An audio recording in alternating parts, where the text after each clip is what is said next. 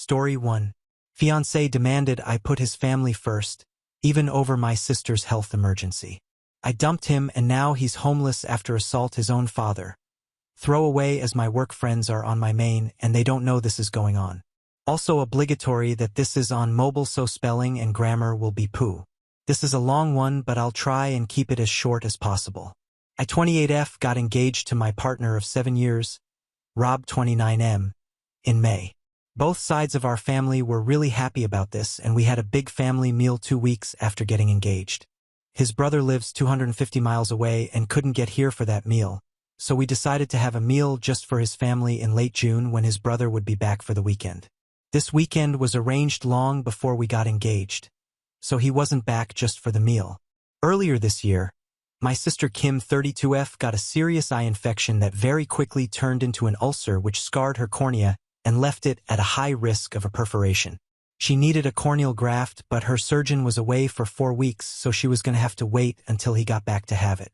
However, her eye didn't hold and it perforated the day I was supposed to be going to the family meal with our brother.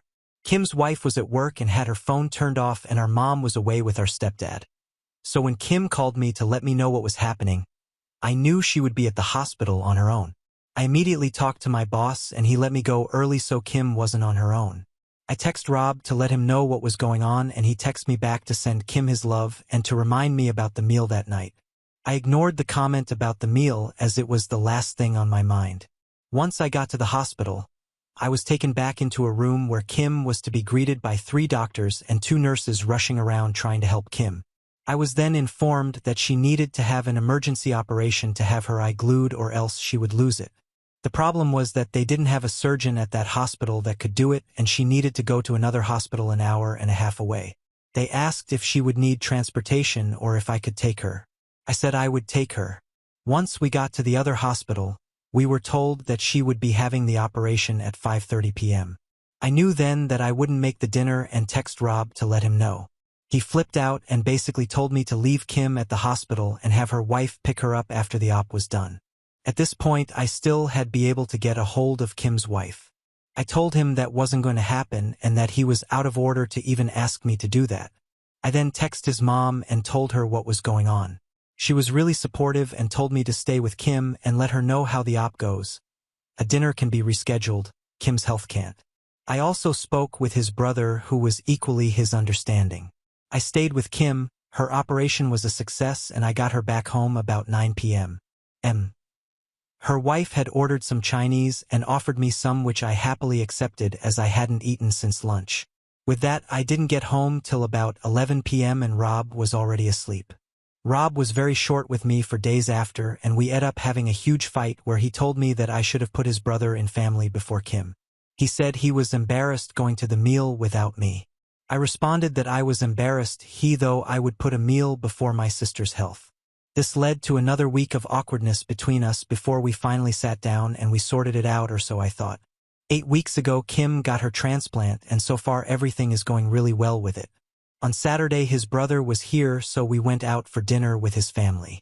His family were all asking about how Kim was doing and I showed them a picture of the stitches in her eye. I thought that everything had gone really well until we got home and he got really angry saying that I shouldn't have brought up Kim's health issues and I shouldn't have shown them the picture. I argued that they'd asked about her and asked to see the picture. It ended with him telling me that I needed to put him in his family before Kim or else we weren't going to work. His family will come before mine once we are married, so I should get used to it. I went upstairs and packed a bag. I'm now at my mom's house and he's been bombarding me with text and calls since I left. I do love him, but I will never put his family above my own family's health. I feel like he's expecting me to spend every holiday with his family and put their wants above my family's needs, which won't happen. I'm very close to my sister and my mom. That's not going to change. So I don't really know how to move forward or if I even want to. Has anyone experienced anything like this before? So how did you deal with it? Edit. For some reason it won't let me do a full update post even on my own page, so I'm just going to add it to here. Thank you so much for everyone that commented. I replied to as many as I could, but I read all of them. Warning, this is going to be longer than the original post, a lot has happened. TLDR for those that just want a quick update. I left him and he's out of my house. His mom is seriously pissed at him and his brother has gone no contact with him for the foreseeable future. For those that want a longer version, once I decided to end things with him, I knew that the main issue would be getting him out of my house. I own the house outright. My grandma died 5 years ago and left her house to my mom, who sold it and split the money between me and my sister. I then bought my house with that money about a year after she died. I got in touch with my stepdad's friend, who is a landlord, the day after I wrote my original post, who then put me in touch with his solicitor. He didn't have time to see me in person that day, but we did have a phone call where he gave me my options. In the UK, we have something called a Section 8 notice. This is a 14-day eviction notice, and the solicitor said this would be the quickest way to get him out. However, he could try and contest it if he wanted to, which would lead to court dates and could take months. I asked him to draw up the notice and dated for Friday the next day. I'd already made the decision to end things with him after work on Friday, so that he could have the weekend to sort through his emotions before work on Monday. On Friday morning, I texted Rob and asked him to meet with me at our local pub after work. He quickly agreed. Not only is the pub a public space, but my stepdad and a few of his work friends go in there every Friday after work for a few pints, so I knew he would be there to step in if I needed him. Thank you for suggesting this, Redditors. I also picked up the eviction notice on my lunch break, so I was ready to give it to him. It cost £250 but was worth it. When I got to the pub, Rob was already there and my stepdad was stood at the bar with his workmates. I sat down with Rob and got straight to the point. I told him that it was over. I couldn't be with someone who didn't give me any support when I was going through one of the scariest moments of my life and expected me to drop my family for his. It didn't matter what excuses he could come up with, I wasn't interested. I'd made up my mind and we were done. He stared at me in shock for what felt like an hour but was probably only a minute or so. He then started saying I couldn't be serious. We've been together for 7 years and I was throwing it all away. I could never find another guy like him. I responded to the last comment with, I don't want a guy like you. That's why I'm ending it. I need someone who will support me when times get tough. Not get annoyed that the world isn't bowing down to what he wants. I then handed him an envelope with the eviction notice in and my engagement ring. I told him I was giving him a few weeks to find a place and be out of my house. Then I stood up and walked over to my stepdad, who had bought me a much-needed drink, and stayed with him until my ex left, still looking in shock. I knew he wouldn't approach me whilst I was with my stepdad, as he has always been a little scared of him.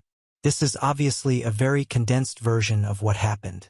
Once I got back to my mom's house, I had one single text from him saying he wasn't moving out and was going to contest the eviction until I'd come to my senses and got back with him. "We are not over," was how he ended the text. I just turned my phone off and decided to deal with the legal side of things on Monday. There was nothing else I could do. Saturday morning I woke up and turned my phone back on and had another text from him saying that he would move out if I paid him £10,000, as that's what he paid towards bills whilst he had lived at the house. He paid for half the electric, gas, Wi-Fi and Sky package. Note the Sky package is only as expensive as is because he has to have every sports channel known to man, so his half literally just paid for the sports channels. I'd already asked the solicitor about this though, and he'd assured me that I didn't owe him any money as he hadn't contributed to a mortgage or any renovations of the house. It was just general expenses. He also knew that I don't have £10,000 just lying around. Let's say I was irritated by this and decided to ring his mom to see if she could talk some sense into him. I'll call his mom Sandra to make it easier. She was appalled by what I told her and said she would speak to him. She called me back about an hour later and asked me to meet her at the house. Rob was on an away day to watch his football team play and wouldn't be back till about 10 p.m., so I knew he wasn't there. I met her at the house with Kim, and Sandra said that Rob's brother was on his way back home and they would have Rob out by the following afternoon. She hadn't even spoken to Rob, just his brother, but she promised he would be out. Sandra then asked me to walk to her through the house, showing her exactly what was his and what wasn't, so he didn't take anything that didn't belong to him. The next morning I got a text from Rob calling me all the names under the sun for getting his mom and brother involved. I blocked him. In a couple of hours later, Sandra texted me to let me know he was out and staying with her. I thanked her and she told me that she would like to stay in contact, and I happily agreed to this. I went back to my house after work on Monday, changed the alarm code, and my stepdad changed all the locks for me. My stepdad is also arranging for a friend of his to install cameras around the outside of the house.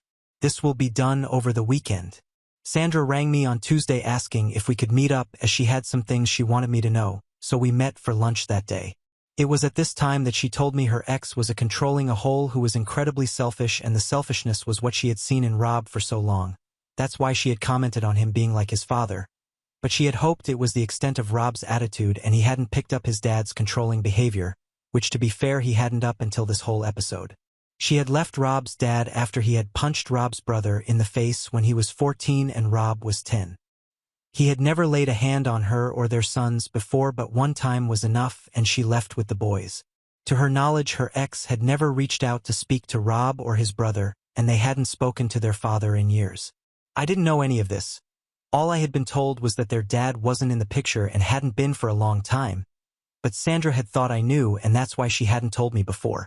However, she had found out on Sunday night that Rob was back in contact with his father and had been for the past year. His dad had been putting lots of thoughts into Rob's head about how he is the man of the house and his family is all that matters. This had fed into Rob's selfish tendencies and it amplified them tenfold. Sandra said that she had told him to find somewhere else to stay ASAP, but she couldn't even look him in the face. Then Rob and his brother had a huge argument that ended with his brother telling him that as long as Rob is in touch with their dad, then he will have zero contact with him, even going so far as to tell him to spend Christmas with their dad because Sandra is going to his house and Rob isn't welcome. When Sandra took Rob's brother's side and all this, Rob flew into a rage and said he would move in with his dad. He then left the house but came back a couple of hours later looking like had been crying. Turns out that his dad doesn't want him living with him and basically said he could be on the streets for all he cares. He's not putting a roof over a grown man's head. Sandra thinks that Rob is now starting to realize everything he has lost due to him listening to his dad and his dad's true colors. Sandra is incredibly disappointed in him, but he's her son, so she is trying to be there for him as best as she can. However, she still wants him out as she doesn't trust him anymore. His brother still won't have anything to do with him. She has also told him to stay the hell away from me as I don't need to be brought into this, and he has promised her that he will. Only time will tell if that's true, but I do have him blocked on everything, and if he turns up to the house I will just call the police to get rid of him. The more Sandra told me about what had been going okay behind my back, the more resolute I have become about wanting nothing to do with him. I never want to see him again if I can help it. So all in all, Rob's life is a show, but as long as he stays away from me, then I don't care. I've been spending a lot of time with my sister and her wife as well, and my mom and stepdad, which has been great. I've never really been close to my stepdad, but this has brought us a lot closer together, which has been one huge positive out of all this. I'm not exactly happy right now, but I'll get there. There's still a lot of feelings that I need to unpack, and it will take time to move on from this whole situation. I don't think I will be dating for a while. I need to really get over all this and don't want to dump this on anyone else right now. For all those asking how Kim is doing, she's doing great. Had a hospital appointment on Monday, and her consultant said her eye is healing, in his words, marvelously, so that's a relief. Thank you to everyone that reached out to me. I hope there won't be any need to update this again, so this should be my final update for telling my ex that it's not my fault that he's homeless. Update 1. November 26, 2023. So I 28F posted on relationship advice before about my now ex, 29M. The post and update is in my profile, but basically my ex-fiancé wanted me to put his family before mine, even at the cost of my sister's health. I ended up breaking up with him over it, and he was forced to move in with his mom, who then found out that he had been in touch with his abusive dad, who was twisting his view on how a relationship should work. Last I heard was that his mom was kicking him out as she would not have anyone in her house that was in contact with her ex, and that he had tried to go live with his dad, but his dad had refused. I was completely in C with him, so his mom was the one that had told me this. I'll call my ex Rob and ex's mom Sandra to make things easier. I hadn't heard from Rob in weeks, but yesterday he showed up at my house. I had the chain on my door, so open it with that still attached. No way would I let him in. He basically told me that he had nowhere to live. His mom isn't speaking to him, and his dad won't put a roof over a grown man's head. His words, not mine. He asked if I would take him back or at least let him live with me. No way in hell would I get back with him, and getting him out the first time only went easy because his mom stepped in to help. He had threatened to take me to court, knowing that if he did it could take months to get him out, and then said he would only move if I gave him £10,000. I contacted his mom, who was furious about that, and she turned up with his brother and forced him out. I told him that there was zero possibility of him ever living with me again and that we were 100% over. He started shouting at me and calling me all sorts of names, so I threatened to call the police if he didn't leave and shut the door. I have cameras all over my house, so I caught everything he did and said on camera and have saved it to a USB just in case he then went crying to all our mutual friends and it managed to get back to his mom. She called me and asked what happened. I told her, and she then informed me that she had put her house up for sale and was moving 300 m away to be nearer her other son. Her and Rob had a huge argument about this, and she finally kicked him out. Since then he's been couch surfing, but with Christmas coming up his friends aren't really happy with having him on their couches when they have kids and are meant to be enjoying the festive season. He's been kicked out of 3 friends' houses in 10 days. She told me I was right to refuse him, but I've since had other friends say that they feel sorry for them and that I can just let him stay in my spare room until he's back on his feet. I then asked them to put him up, but they said they would but don't have room, and if they had a spare room like me then they would let him stay. My family and his are on my side, but I'm starting to doubt myself with what a couple of my friends have said, so Ida, edit, just a quick edit as I'm going to bed. I've just spoken with the wife of one of Rob's friends, and she's asked to meet me on my lunch break tomorrow. Apparently Rob stayed with him for 2 nights before she kicked him out, and there's more going on than what I know of. She's going to tell me the full story tomorrow, but told me that I shouldn't let him anywhere near me and that he's staying in a B&B, so he does at least have a roof over his head right now. I'll try an update after I've spoken to her. Comment chemical scarcity 964 NTA. You are lucky you got out when you did. File for a restraining order. Not sure if it's called the same in the UK. As soon as possible. Restraining orders here are ridiculously hard to get. There usually has to be violence involved for one to be issued. I am going to make sure I log everything from now on though. Update 2.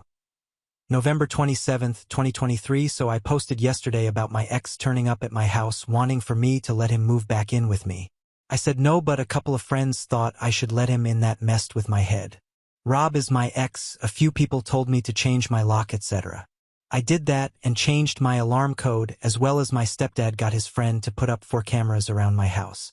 I'm also going to start shutting the gate so that no one can walk up to the house without ringing the bell there first. I put in an edit that I was going to be meeting with one of Rob's friends' wives for lunch today, and I have to say that it was informative for sure. I'll call her Nat 30F and her husband Zach 29M. So I went to meet her on my lunch break at a cafe near my work. It's a place that a lot of my coworkers go to, and I know the staff there as well. A few Redditors thought that she might bring Rob with her, so I wanted it to be somewhere I feel comfortable and I back up if needed. Turns out that I didn't need to bother about that. When I got to the cafe, Nat was there on her own. I grabbed some lunch and a drink and sat with her.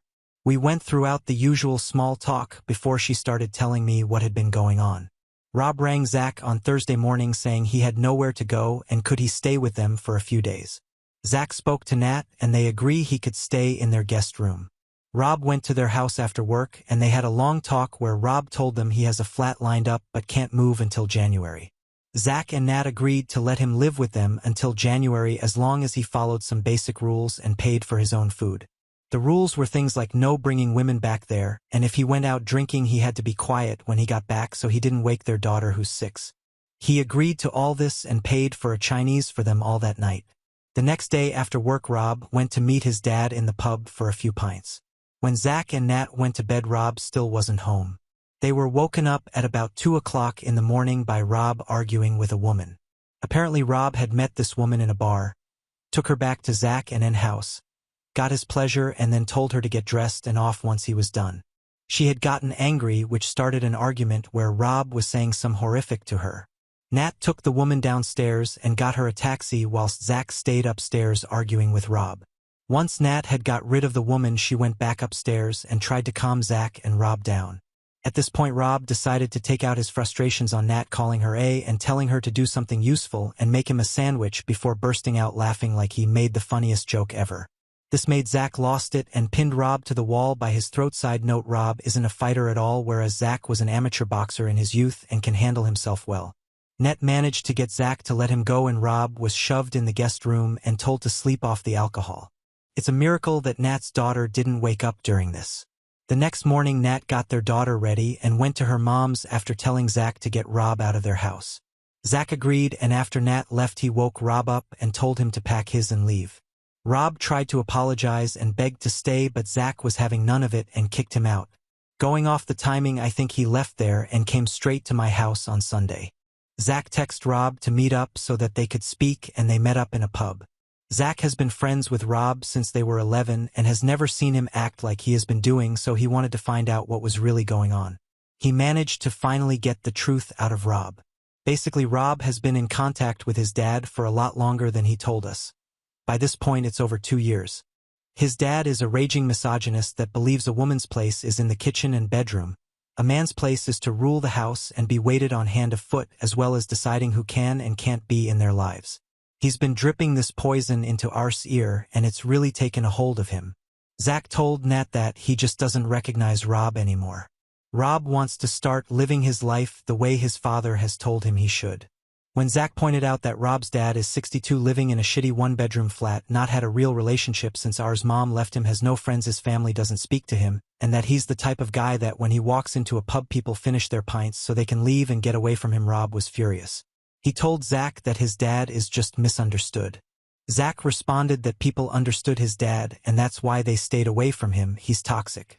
This pretty much ended their conversation and Rob left. Zach did find out that Rob does have a flat lined up for January, so that was true, and that he's found a B&B he can stay until the flat is ready at a minimal cost. Zach and Nat have also decided to go and see with Rob, as they don't need that toxicity around them, but especially not around their daughter. A few Redditors had said it sounded like Rob was on drugs, so I asked Nat what she thought, and she doesn't think so but can't be sure. She and Zach think that Rob is just so far under his dad's thumb now that he's completely changed as a person. He believes that everything his dad says is gospel. She did let me know that Rob has a burner egg account that he is using to check on my egg, and I immediately made my account private. He had said something about seeing me waste money on a stupid amount of Christmas presents when I couldn't even help him out to Zach on Sunday. I'd been to a Christmas market on Saturday afternoon and had posted pics on egg. All of this just made my resolve stronger that he will not be getting anywhere near my house again. It also made me realize that I don't have any feeling for him anymore other than frustration, and how he's acting in some sadness at how far he's fallen from the man I once knew. I thought that hearing he had another woman in his bed would annoy me, but there was just nothing. I couldn't have cared less. I thanked Nat for the info and we agreed to keep in touch. We won't be as close as we were when I was with Rob, but it feels good to have someone who knows the entire situation and has seen Rob's behavior with his own eyes. There were also some Redditors that told me to ditch the friends that had told me to let him stay with me. Unfortunately, I can't ditch them completely as they're part of the friend group, and that would just cause unnecessary drama, but I will be keeping my distance from them and only talking to them when part of the group. I'm currently at my sister's and we are going to watch a Christmas film to get us in the mood to decorate all our houses this weekend, so I will be on and off for the next few hours if anyone has any questions. Thanks for the votes and giving me some perspective. Reddit isn't all bad. Comments Puddle Lilac again, the misogyny and abuse probably runs in Rob's family. I wonder if on some level the son adopts the ways of the father so he will be accepted and loved. Rob's father is probably not capable of love, so if the son acts horribly and is given praise for it, he might misinterpret it as love and finally figures he's getting his father's approval. Just a theory, who knows what actually goes on in these sick families. Sad. I was talking about this to my sister before and she said that she thinks he's behaving like he is to get some sort of validation from his dad. I knew that he missed having a dad growing up, as we had talked about our shared experience of that, so you are probably right in this regard. I just know that one day he will wake up and realize everything he's lost because of his and his dad's actions. I also don't think it helps that he wasn't abused by his dad. His mom and elder brother protected him from it, so his memories of his dad from his younger years are largely positive. Update 3.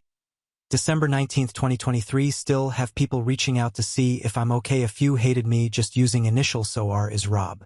I really hope that I wouldn't have to update again, but I've just had a call from one of Rob's friends, and it looks like he's going to be spending Christmas in prison. Apparently he went out on Saturday night with his dad, and they got into an argument which turned physical. Rob isn't a fighter, however he is bigger and stronger than his dad, and it ended with his dad falling backwards and hitting his head off a wall, knocking him unconscious. The staff in the pub called the police in an ambulance, but Rob left before they got there.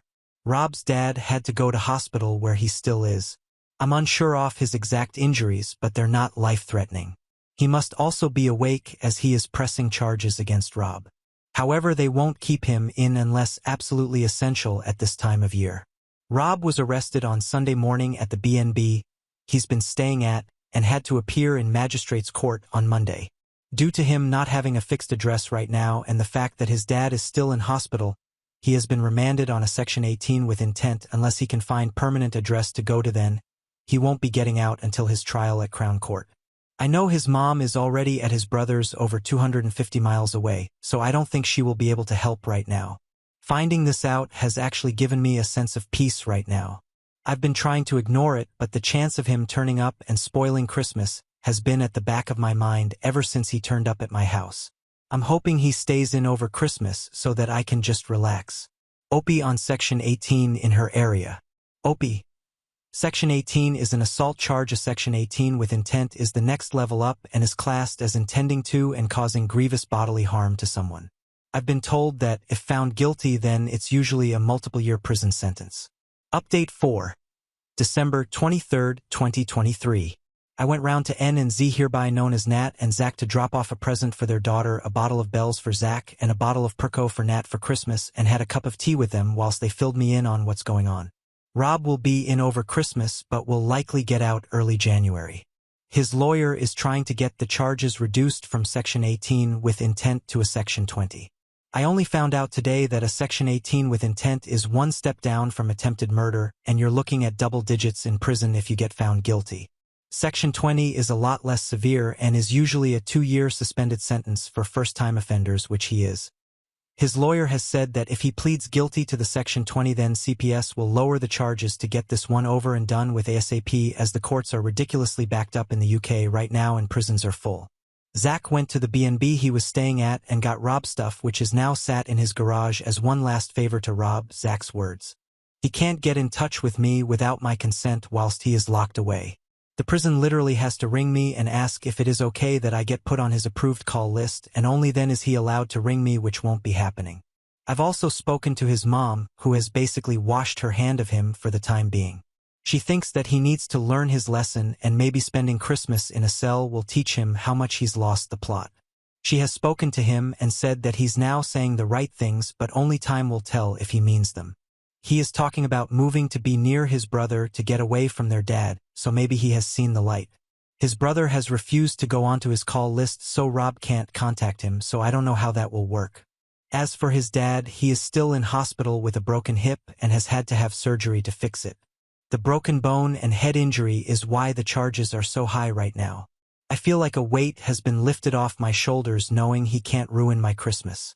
I'm just about to pack everything into the car and go and stay at my mom's until January 2nd, but thought I'd finish the year off letting everyone who's helped me and reported me through this know what's going on. Merry Christmas to everyone that celebrates it, and hope everyone is doing well. Opie on her sister Kim due to the emergency surgery that took place. Opie.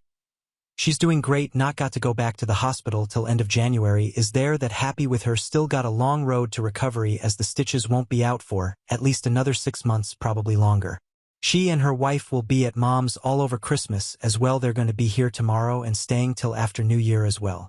She is at the football today in hospitality as a treat from our step, so she was buzzing this morning. Hope you have a great time as well and a great new year. Now on to the next story. Story 2. Before we start, if you're enjoying this video so far, please consider liking and subscribing to the channel. Now let's continue. Sister slept with my husband and got pregnant at the same time, so I handed him divorce papers and exposed his plans to abandon us and run off to Thailand with another woman. Hey everyone, I've seen a bunch of y'all post your experiences on here and get some pretty good advice in the threads. I thought I'd try my luck here. Anyway, buckle up because this is a roller coaster ride. So, for context, I 30F have been married to my soon-to-be ex-husband Matt 33M for close to 6 years now. I am an entrepreneur and run my own company where I sell handmade soaps and candles. I have put my blood, sweat, and tears into making my company what it is today. I built it from scratch and take immense pride in it. My life was pretty great until everything came crumbling down about 2 months ago when I found out that my husband was cheating on me with my younger sister Grace. Yes, that happened. I'll get into more details later, but I was absolutely shattered. Little did I know that this was just the tip of the iceberg. Some backstory first. I am the eldest of 3 siblings and Grace 20F is my youngest sister. She is nearly 10 years younger than me and came as a bit of a surprise to all of us when she was born. I adored her from the minute I saw her. I had a younger brother, but I really wanted a sister and I was overjoyed to see her come home. Since she was so much younger than me, I sort of became like a second mother to her. I cared for her constantly, fed her, bathed her, and even bought things for her with my pocket money. She was the cutest baby, and I made my dad buy me a digital camera so I could take pictures of her and make them into a scrapbook. I loved her so much, and I was pretty much ready to do anything to make sure she was happy. As we got older, I started earning some money and I'd buy her all sorts of toys, books, and clothes. I'd pick her up from school every day. We'd spend our weekends watching Gilmore Girls together, eating ice cream and popcorn, and visiting the bookstore. Those were some of the best days of my life. I could tell even from back then that Grace adored me just as much as I adored her. Our bond was unbreakable. Things began to change when I moved out for college. It was in a different state, and although I tried to visit home as much as I could only manage to go during the breaks. I missed everyone a lot, especially Grace, and I hated the fact that I was going to be missing out on such a big part of her childhood. I was thriving in college. For the first time in my life, I was staying away from my parents and I got way more freedom to do whatever I wanted, so I did the typical college things and went to a bunch of frat parties with my girlfriends. It was at one of these parties that I met Matt. He was actually the DJ and I thought he was the coolest guy ever. He had tons of tattoos, shoulder-length hair, and just exuded charisma. We hit it off almost immediately and partied the night away. After exchanging numbers, I later came to know that he was actually a student at my college but was a couple of years older than me. He texted me and we ended up meeting a few times. I was completely smitten with him. He was funny, smart, and easy to make conversation with, not to mention he was very easy on the eyes. He was also a little adamant and obnoxious, but at that point in time I was too infatuated with him to even realize it. I sometimes look back and wonder why I was so obsessed with him when he was only doing the bare minimum and wasn't really as great as I thought he was. But then I realized that when you were young and in love you kind of desire these things only for them to bite you in the face later. Anyway, we went out on a few dates and before I even realized it we were dating and it was great. After he graduated we both moved in together. Matt and I made a great team. We got a tiny apartment near my campus which made it easy for me to go to class. Matt got a job as an intern at a tech company and I started working part-time on campus. We weren't making much money and we were barely able to pay the bills, but we were happy. I truly felt like I was an adult. Matt helped me out a lot. He'd make me breakfast, helped me out with my studies, and he'd sometimes even pull all-nighters with me before an exam even though he had worked the next day. I couldn't believe that I had landed such a perfect guy. He made me feel loved and validated, and I had never experienced it with any of my previous boyfriends before. Whenever we went out, he proudly introduced me to everyone as the love of his life. Even at his work parties, he'd make sure to introduce me to all his colleagues and gush about me to the point where I felt a little overwhelmed. He was truly devoted to me, at least that's what it felt like. Matt met my family for the first time the weekend I was graduating. They had heard all about him before on the call but had never actually met him until then. By now we were in a full-fledged relationship, even sharing a bank account. They absolutely loved him. My dad was very hard to please. He never approved of any of my previous boyfriends, but Matt managed to win even him over. My parents were a little angry that I had moved in with Matt without telling them, but after seeing how well he treated me they weren't too upset. I was thrilled to see Grace. She was almost 13, and this was the first time she was visiting me at college. She had the best time talking to all my friends and professors. She also loved Matt. I could tell that she kind of had a crush on him because she got shy and fidgety whenever he was around. Over that weekend Matt had won the hearts of my entire family, and I was relieved because I truly did love him and I wanted our relationship to last forever. After graduating I started working as a personal assistant at the same company that Matt worked at, which was perfect for us because we got to see each other all the time. About a year later, we had been dating for about 4 years now, Matt finally popped the question. It was beautiful. He had planned this beautiful proposal. I was over the moon and of course I said yes. When we got back home, I was shocked to see some of our closest friends and my parents and siblings there to celebrate our engagement. He even managed to decorate our apartment. Later, I came to know that Matt flew my family down just for this special occasion. I truly felt like I had found the one. We got married less than a year later, and it was beautiful. Grace was my maid of honor.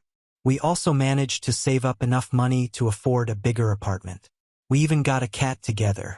As the years passed, I truly felt like I was blessed to have such an amazing husband.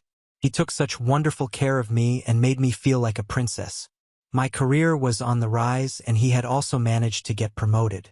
We began thinking about starting a family. Meanwhile, things weren't that great with Grace. She changed drastically. Her best friend, who was basically like another sister to her, had tragically passed away. It was very sudden and unexpected, and Grace was inconsolable. I rushed back home to help her, but she was a mess. After this whole incident, I observed a drastic change in her. She stopped speaking, stopped eating, and we just gave her space and time to grieve and understand reality. Her condition wasn't getting better even after months, and that's when I started getting worried. She was only 15 and was dealing with horrible circumstances. She stopped going to school and was failing most of her classes. I wanted to put her in therapy, but my parents insisted on just giving her more time and space to grieve.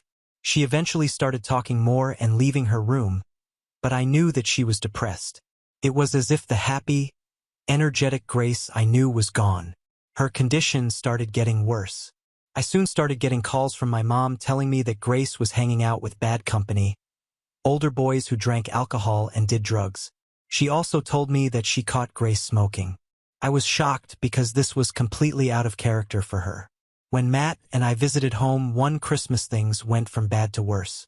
I could see a visible change in Grace. The way she dressed, spoke, and acted had changed drastically.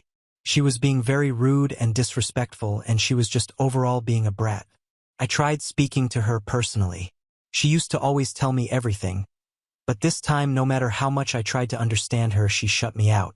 She told me that I was never going to be able to understand her pain, and that she just wanted to be left alone. The day I brought this up with Grace, a huge argument broke out. She said that she wasn't crazy and didn't need therapy. A lot of harsh words were exchanged, and only Matt was able to calm her down. Eventually, she said that she was going to a friend's house to relax. She didn't come home that evening, and by night I was beginning to panic. I was about to start calling all her friends when her boyfriend at the time, he was a 20-year-old dating a 16-year-old, called us and told us that Grace had overdosed on some pills. My heart dropped. We rushed her to the hospital, and they were able to resuscitate her. We later found out that Grace had been taking drugs ever since her friend died to numb the pain. We vowed to do everything to prevent this from happening again and put her in therapy. This had been a terrible ordeal, and I was just glad that she was getting help. Barely a few months later, I got a call saying that she had overdosed again. Miraculously, she survived yet again, but this time we had to put her in rehab. She'd stay there for a few months, get clean, and once she got out, she'd start all over again. It was pathetic to see such a young, smart girl just wasting away her life like this. No matter what we did, she reverted to her old ways. It became a vicious cycle, and the more we tried to help, the more she pushed us away. After many failed attempts to get her clean, I gave up. This might make me sound like a terrible person, but Grace had pushed me to my limits, and I decided to focus on myself a little. Matt was my rock during these times. He was like the mediator between Grace and me, and usually helped calm down the situation. He'd listen to me and help me find ways to help Grace, and he was very patient with the whole thing. I began focusing on work again, and we started trying for a baby. But even after trying for a whole year, we didn't have any luck. I was diagnosed with PCOS, which made getting pregnant naturally difficult but not impossible. At first we were hopeful, but as the days passed by, I started getting depressed because I really wanted to become a mother, and the fact that I wasn't able to after trying so hard completely bummed me out. This started affecting my work, and my performance began to decline. Eventually I quit because I just didn't feel up to it. I felt like I had failed as a woman to achieve the most basic primal objective of being a mother. I could tell that Matt was equally struggling, but he never blamed me for it, nor did he pressure me into doing anything I didn't want to. I tried getting other jobs but wasn't able to. That's when I decided to make something of my own. I had always loved handmade soaps. In fact, as someone who suffered from acne, I had started making my own soaps years ago and had a general understanding of the ingredients that went into making them. I started making and selling my soaps to a few of my neighbors and friends, and guess what? They loved it. Soon they started ordering for me on a monthly basis. My friend made a website and I started selling them throughout the country. One of my friend's daughters made a TikTok about it, and that's when my business truly blew up and I started making a profit. For the first time in months, I started feeling like myself again. I stopped focusing on trying to get pregnant and started enjoying being an entrepreneur. It seemed as if Matt was doing well too because he appeared to be happier than before. He said he had gotten promoted and had started taking frequent business trips. Things were finally looking up for us until about 2 months ago. Matt was on one of his trips and I was lonely, so I decided to visit my parents and try to mend things with Grace. When I went back, they told me that Grace had moved out and was living with a friend. I decided to pay her a surprise visit and went to the address that my parents gave me. It turns out I was the one who was surprised because when I went to her house, Matt opened the door. Yes, my husband Matt is half-dressed. Grace was right behind him and they both looked horrified. I was more confused than anyone and I refused to believe what was in front of me. But the guilty look on their faces confirmed my worst suspicions. Both of them said that he was just visiting her and that he was working nearby, but I did not believe a single word. I was completely blindsided. My mind refused to make sense of what was happening.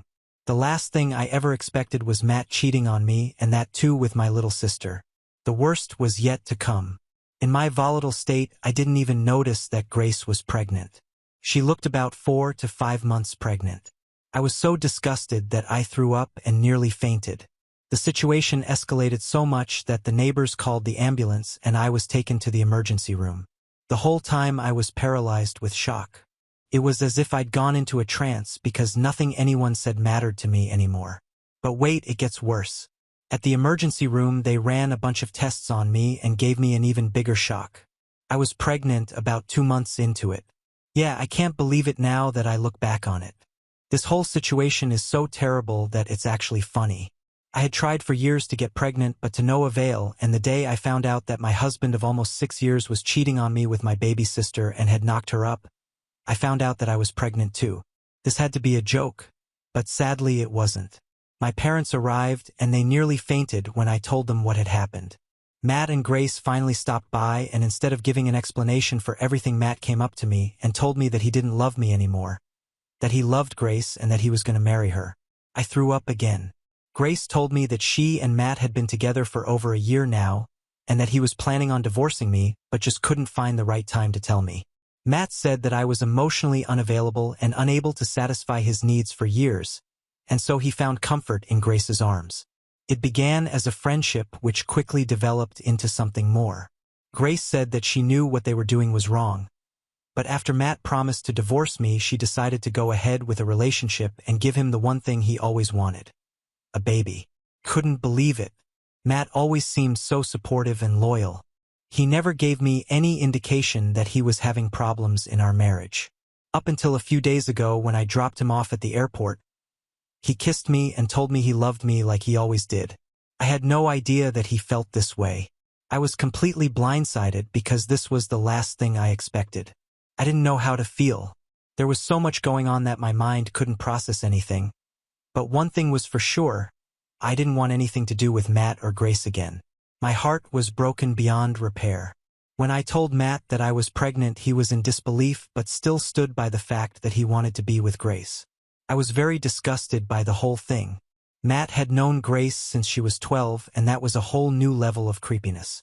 I decided to stay with my parents for a bit because the doctor said that this was a high-risk pregnancy. All I wanted was a baby, but I had never been more miserable in my life. Now that I had a baby in me, a lot of my friends and relatives broke ties with Matt and Grace, completely disgusted by what they had done. They started focusing on the positive and buying gifts like toys, clothes, and strollers for the baby. You won't believe it, but Matt and Grace didn't call me even once to apologize. The only time Matt called me, he had the audacity to ask me to buy things for his baby with Grace because the whole family had isolated them and had not given them a single thing while they were overdoing it for me. He said that both he and Grace felt like they were being punished by everyone and their baby deserved aired just as much stuff as mine did. I couldn't believe what I was hearing. These people had ruined my life and had the audacity to ask me to buy them things. Disgusting. Matt completely blocked me out of his life. In the coming weeks, I tried many times to get in contact with him to discuss what to do further, but he didn't even reply. My parents told me that Grace had been telling them that she had a boyfriend who loved her and treated her well. Every time they asked to meet him, she would come up with some excuse, but they had no idea it was M.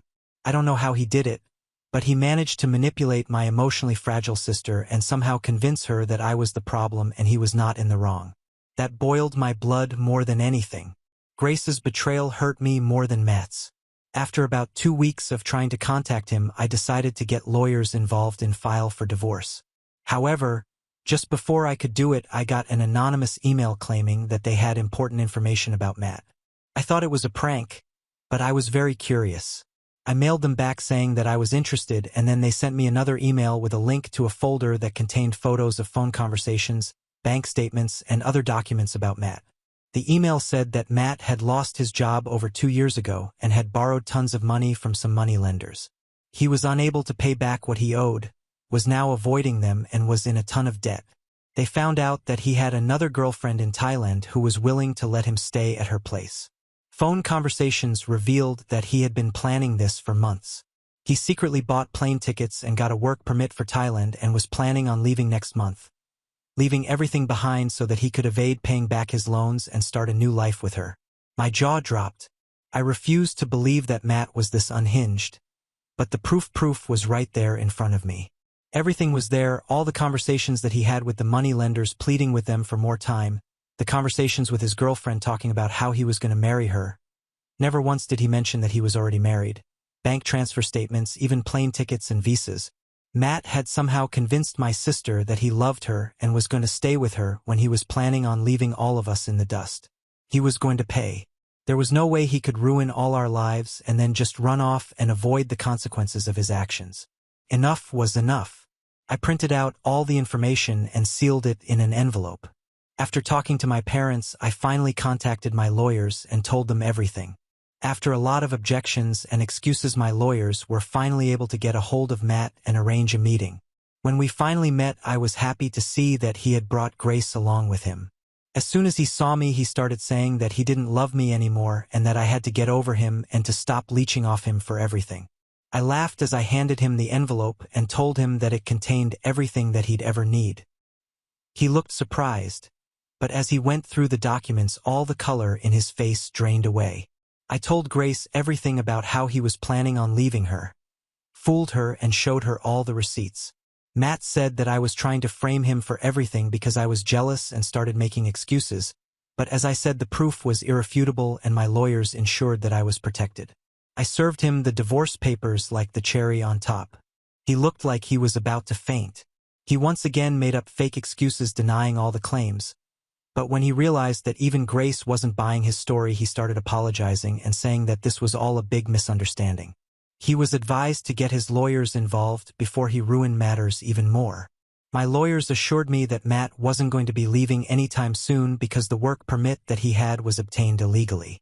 Yes, this just keeps getting worse and worse for him, which was great for me because that meant that he had to face the consequences of his actions. The divorce trial will start soon, and at the moment everything is a mess. Matt is going to be questioned regarding his illegal visa, and Grace is absolutely wrecked because she fell for his lies. My parents don't know how to handle either of us. Is it wrong to feel a little smug about the whole thing? Does that make me a bad person? Matt had ruined my life, and in a way I feel like I'm just getting back at him. Everything is in shambles right now and nothing has been confirmed, and I am just so conflicted. Should I have handled this better? Update 1. Hello everyone. Wow, it's been a while and I have a lot to say. First, I'd like to address a few comments that I've been getting under this threat. Matt had known Grace since she was 12 years old. A literal child. Even though they had an affair when she was an adult, barely. It is legal, but that still doesn't change the fact that what he did was extremely predatory and weird. She was like a child to me, and the fact that Matt was even remotely interested in her in that way disgusts me. I'm only saying this because I see some men in the comments actually defending Matt and saying that Grace was equally at fault. I'm not saying that Grace isn't responsible. She has been dealing with her own problems like her mental health and addictions for ages. She was in a vulnerable position and Matt knew that. He also knew that she had admired him for ages. He could have cheated on me with any girl, but he went for Grace because he knew that she could be easily manipulated. What I'm trying to say is that both of them did terrible things, but Matt is truly a vile person for taking advantage of all of us like this. Many of y'all also wanted updates on his Thai girlfriend. I'm not going to share much here for privacy, however she has been talking to Matt for over 2 years now. She had no idea about any of us. Matt had lied and told her that he was single. He even started sending her money every month. He made promises saying that he was going to work in Thailand for a while and then marry her and bring her to the US, all lies of course. I haven't spoken to her directly, but my lawyers have been in contact with her and she now knows everything. I haven't spoken to Grace either. The last time I did, she accused me of ruining her life and told me that if I truly loved her, I should have just let this whole thing slide and left Matt alone. I reminded her that Matt didn't love her and was literally planning on leaving her with his baby to raise all by herself. But she still pictures me as the villain. You know what's funny? I'm the one who should be furious right now. Instead here she was accusing me of everything. I just can't win. I still love her even after she betrayed me. But the way she's acting now, I feel like it's better if she weren't in my life at all. I know it sounds harsh, but I don't care at this point. As for Matt, since he just possessed an illegal work permit and wasn't actively in Thailand and using it, he technically wasn't doing anything illegal. It would only be illegal if he was caught with it in use, so they legally can't do anything.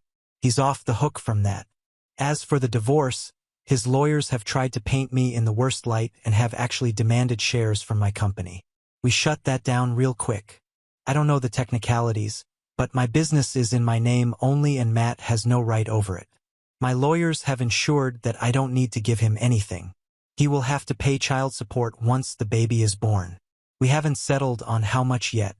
I will also have full custody of the child. Matt tried to make it seem as if he wanted the child, which backfired on him because everyone knew about his plans to run away. That's about all I know for now. We will be having a court hearing in a few days, so I'll keep you updated. Update 2. Another quick update. I'm doing okay. I'm 4 months along and still at high risk because of gestational diabetes, but the baby is doing great. I never thought that I'd have to navigate through pregnancy in this way, but I am grateful to my parents for having my back every time. I see the ultrasound pictures. I feel so excited to meet my child. I know that they won't be born into a perfect family, but I'm going to try my hardest to be there for my child. Grace is probably around 7 months pregnant right now, but that's about all I know. I'd appreciate it if you continued to keep me in your prayers. Update 3.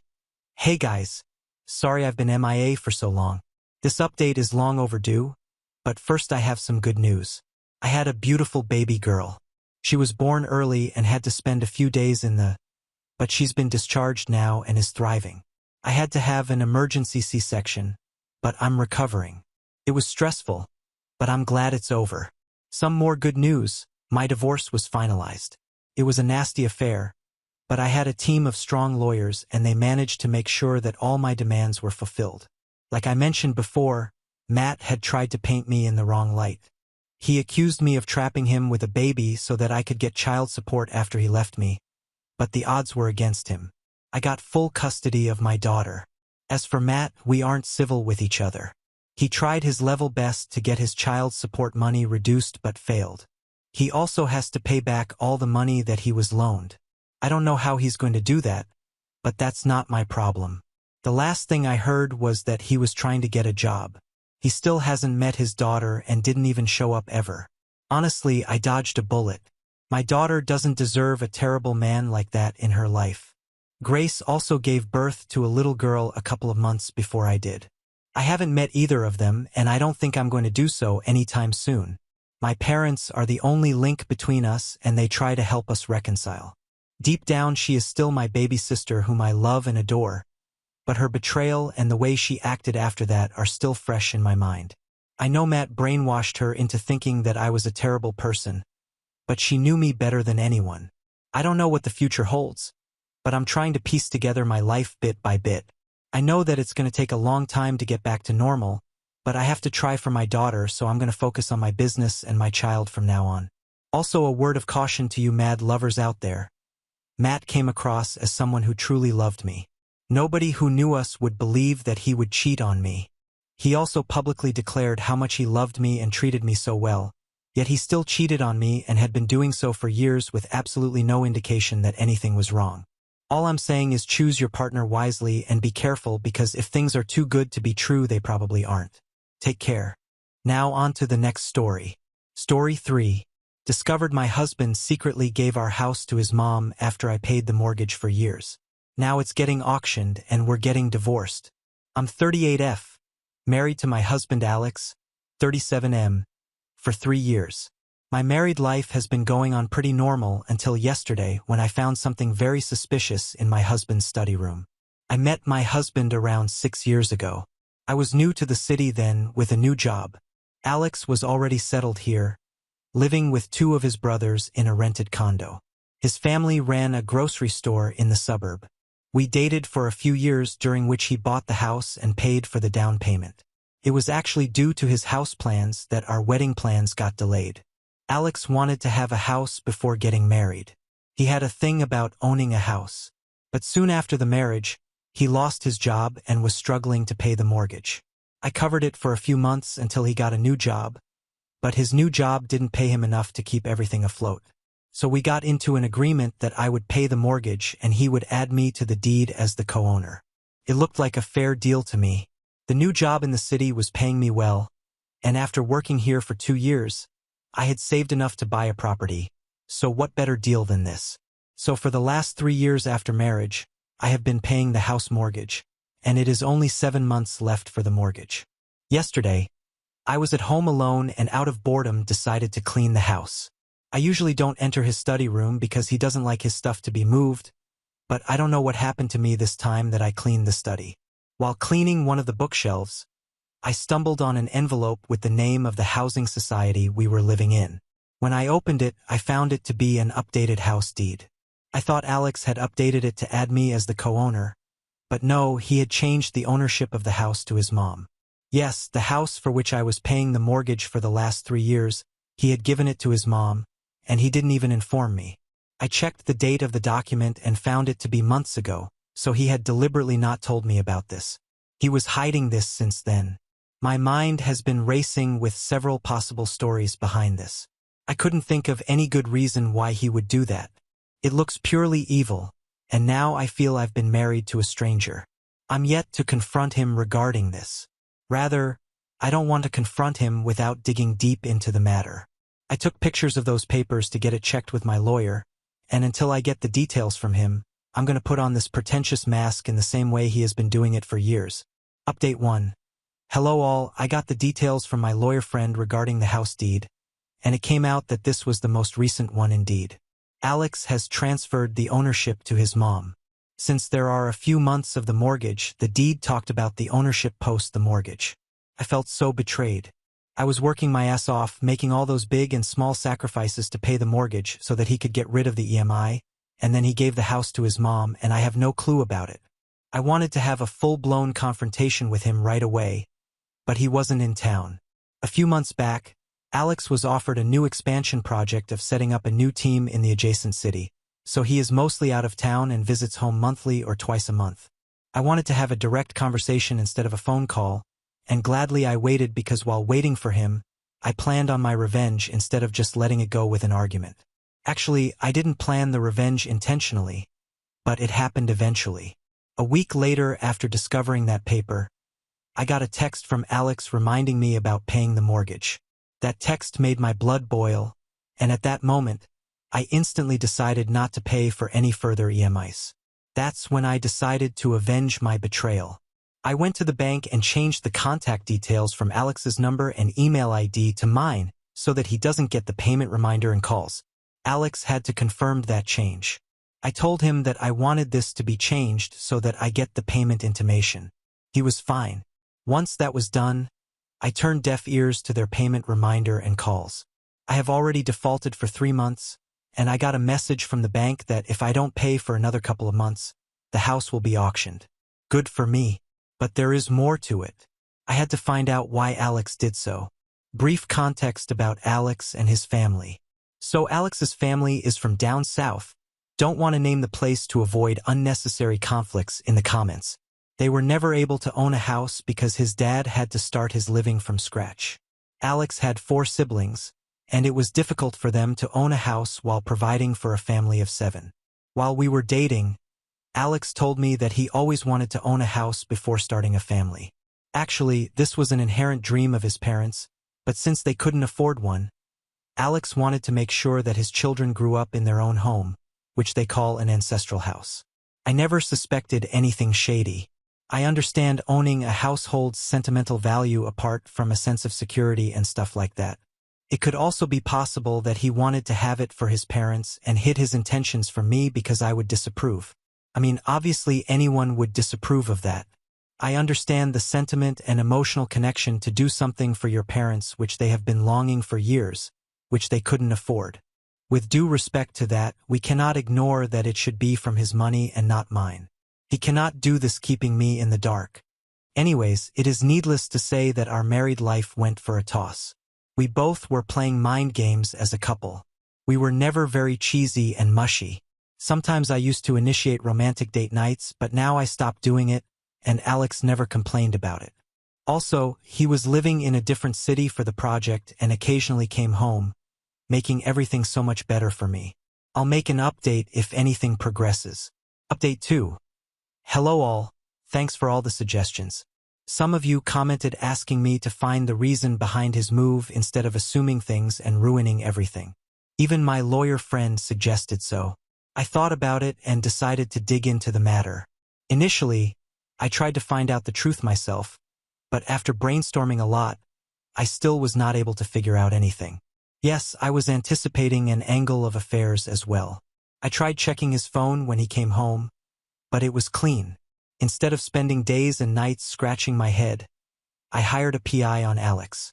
It was expensive, but it was worth it to get rid of the uncertainty I was going through.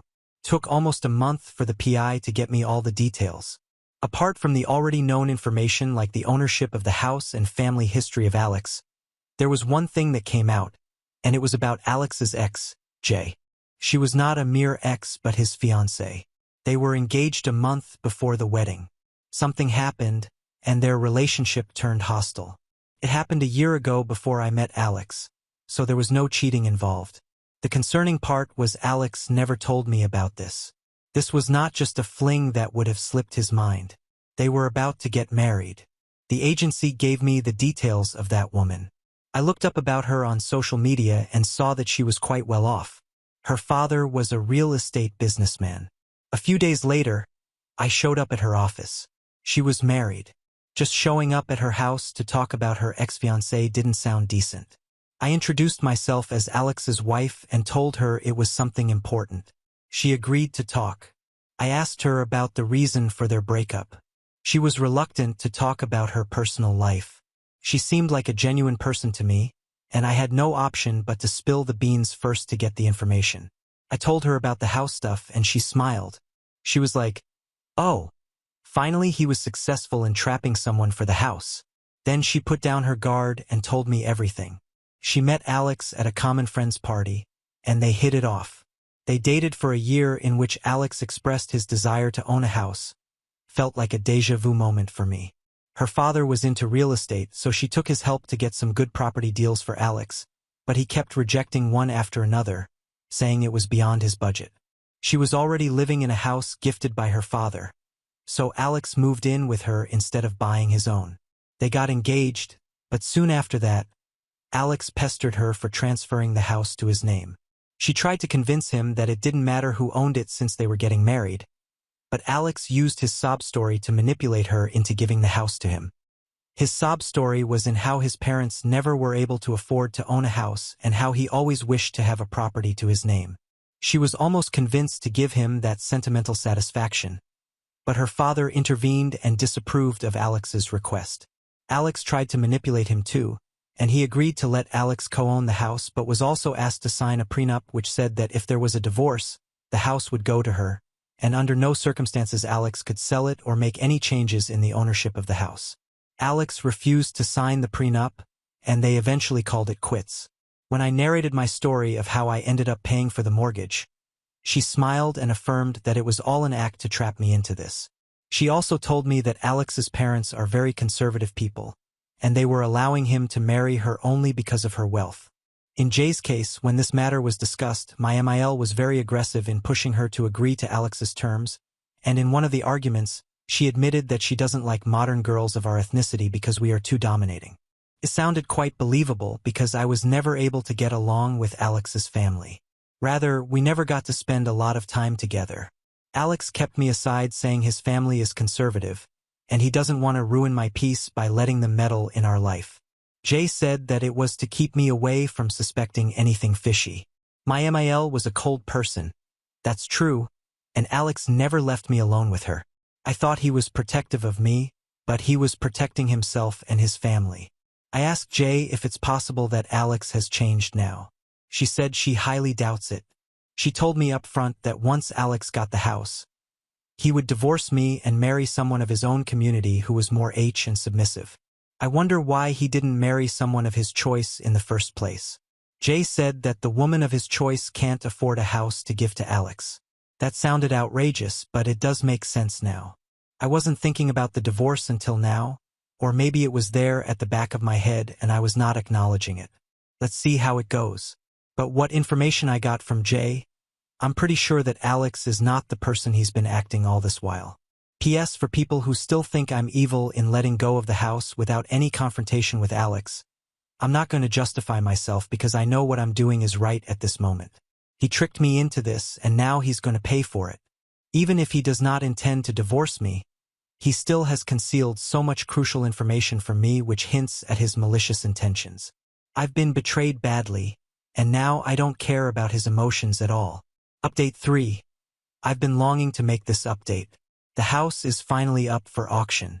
I defaulted on the loan for 6 months and didn't respond to any of the payment calls. I got an email from the bank that they are sending a formal letter of intimation with the final deadline to pay the mortgage. Alex was in the city at that time, but I ensured that the letter didn't reach him. I was tracking it closely, and as soon as it was dropped in my mailbox, I picked it up and destroyed it. Evil? Yeah. Then last month, bank officials showed up at the house telling me the outcome of defaulting it further. They informed me that if I didn't pay within the next 30 days, the house would be put up for auction. I nodded that I would try, but I'm okay to opt in for auction if I fail. Now that I have breached the timeline too, the house is finally up for an auction. Also, one more thing apart from losing the house, Alex is going to suffer severely on his credit score. The loan was in his name, so officially he's a defaulter, not me. When the bank officials visited the house, they cautioned me that it takes years for a loan defaulter to get green on their credit score. Who cares? Good for my man. I received an intimation from the bank to be present for the auction. The owner of the house has to sign the final papers to hand over the possession. So basically, the intimation was for my husband because the loan was in his name. Since he has now changed the ownership to his mother, not sure how this is going to work. Edit to add. My lawyer friend clarified that the house is a bank's asset until the mortgage is covered. Once it's over, it would be handed over to Alex, and then he can transfer it to anyone he wants. So the document I found in his study was basically a sort of thing which was like the house would go to my MIL after the mortgage was over. Any which ways, he faltered on the promise he made to me that he would add me as the co-owner of the house. After meeting Jay, I'm pretty sure of his malicious intentions. My gut feeling is that he is betraying me. Update 4. The house is sold, but after a lot of drama. I'm glad I didn't get manipulated by Alex and his pretentious family. First of all, I had no clue how the auction procedure worked. I thought it would be like a normal one where all the bidders would place their quotation, and the highest bidder gets it, and then they move into the house and we move out. No, it doesn't work like that. The bank had put up the house for sale at a price that would cover their mortgage amount plus a premium interest rate on the principal amount. Meanwhile, we were given an eviction notice. I rented a house for myself when the notice came, so I shipped all the furniture and house decor with me. Only the stuff that particularly belonged to Alex, like his clothes and accessories, I left in the garage. The bank officials told me that whenever they got a suitable buyer, they would call, and Alex had to sign the final paper to hand over the house. I was waiting for the house to be sold first before breaking this news to Alex, but he showed up unexpectedly. He was shocked to find the house locked and his stuff lying on the front porch. He called me asking where I was. I told him at work. He was yelling at me as to why his stuff was scattered outside. I told him that the house was no longer his and the bank had seized it. He lost his mind. I was not able to see his expression on the phone call, but I'm sure he would have been flustered, red with anger, and I was enjoying it. He bombarded me with sort of questions of how, why, when. I said I was at work and I needed to hang up, and if he needed any further details, he could meet me at a cafe outside my office in the evening. My God. I'll tell you, he was at my office within an hour, but I didn't meet him until I wrapped up my day. He was just so furious to see me. He understood that I was messing around with him. He was like, "What did you do?" Before I revealed my cards, I wanted to see how far he could go. I said I defaulted on the loan because I had other commitments. He was like, "Why didn't you tell me?" I said I was afraid, and I had no clue that the house would be seized in case of the default. Maybe if we were not in a public place, he would have banged my head against the wall. I was cracking up from inside on seeing him like that. He went on and on saying how precious that house was to him. It was his dream, and I had shattered it. He blurted out, "What's the point of marrying someone outside his community against his parent when he couldn't gain anything out of it?" It was shocking for me, but I didn't lose my resolve. When he was done venting out and abusing me, I gave him the paper I found in his study. He stood silent. He was like, "I can explain." He said that his parents had saved lifelong, and they paid for the down payment of the house, so for their happiness, he had just named them as an heir to the house. He was like, "My parents were already in their 70s and would die before us, so they would never be able to inherit the house. It would be ours always." That was such a dumb thing to say. I asked him why he hid that information and why he didn't make me the co-owner of the house as he had promised, and most importantly, why he hid his past with Jay. He was shocked to hear her name. He was like, "Oh, that manipulated you." I said that the house was still not sold to others. If he was so keen about it, he could always pay the mortgage money and get it back from the bank. He said he didn't have that much money and pleaded with me to do something about it. I refused. He threatened me with a divorce and fraud case of defaulting on the loan. I said, "Go ahead, but be ready to pay the price for that, and yes, the money which I had paid for the house mortgage for the last 3 years. The same day his mom called me and requested me for a meeting. That lady had never spoken to me in a complete sentence until the day, and now she was all so sweet. I went. It was about the same request of saving the house. I said, "How does it matter to her because it was not her house?" She was lost for words and could not hide her truth self.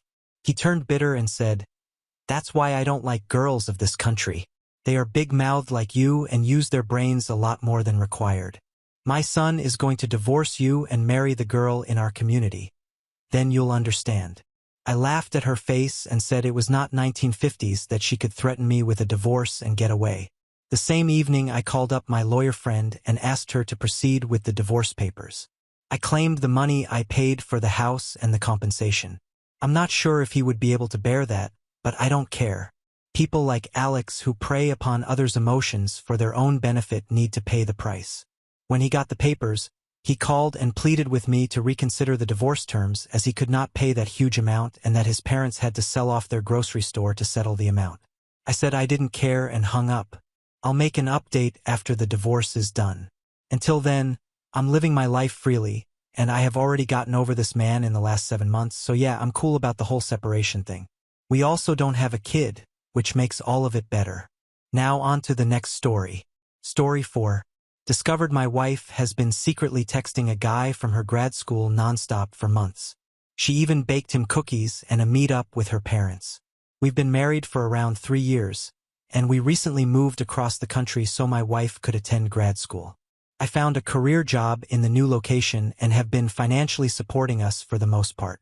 She's been on her phone a lot more over the last few months. I've asked a few times who she's texting all the time, and she says it's just a friend from school. When I ask more questions, she gets defensive. Wasn't sure what else to do. So unfortunately, I took a peek through her phone, and I found out she's been texting some guy from her school all day, every day and night. The text from like 7 a.m. to 12 a.m. every day. The texts seem innocent overall, nothing sexual or anything, but there are a few things bothering me. I went all the way to the beginning of the thread. The first issue is that this texting started when my wife asked a friend for this guy's number and then started texting him randomly. Next, she is always the one to text him first, and she double texts him every single time he stops responding. I wish I were exaggerating. I've also never met this guy, don't know how old he is, don't know what he looks like. Although the conversations seem innocent, it seems like she randomly texts him just to start a conversation, often tells him about her school drama, etc. It also seems like they spend lots of time at school together playing some card game. She has even left dinner with me early to go back to the school and play cards with him. She invites him to spend one-on-one time, whether it's at school, at the bar, or wherever. When her parents came into town, she even invited this guy to the bar with her and her parents. Further, she baked cookies for this guy. She loves to bake, and I remember her one day baking a type of cookie she had never baked before. While I assumed she was baking them for a party she was going to that night, the text showed me that she baked them just for this guy. What makes it worse is the fact that she went out of her way to do it. I had the car that night, so she walked to the store in the rain to get the ingredients, baked the cookies, and brought them over to his apartment where she stayed for 2 hours. She did go to the party afterward, but only stayed for a few minutes to say hi to a few people and left. One thing I've been a bit insecure about is the fact that my profession doesn't pay that great. She lived a very privileged lifestyle through her parents before meeting me, and she is in grad school for a profession that generally pays significantly more than mine, like 5x what I make. She will make more in her summer internship than I make in a year. This guy she is texting is in the same profession. Reading these messages made me feel sick to my stomach. I just wanted to post here to see if this sounds fishy to anyone else.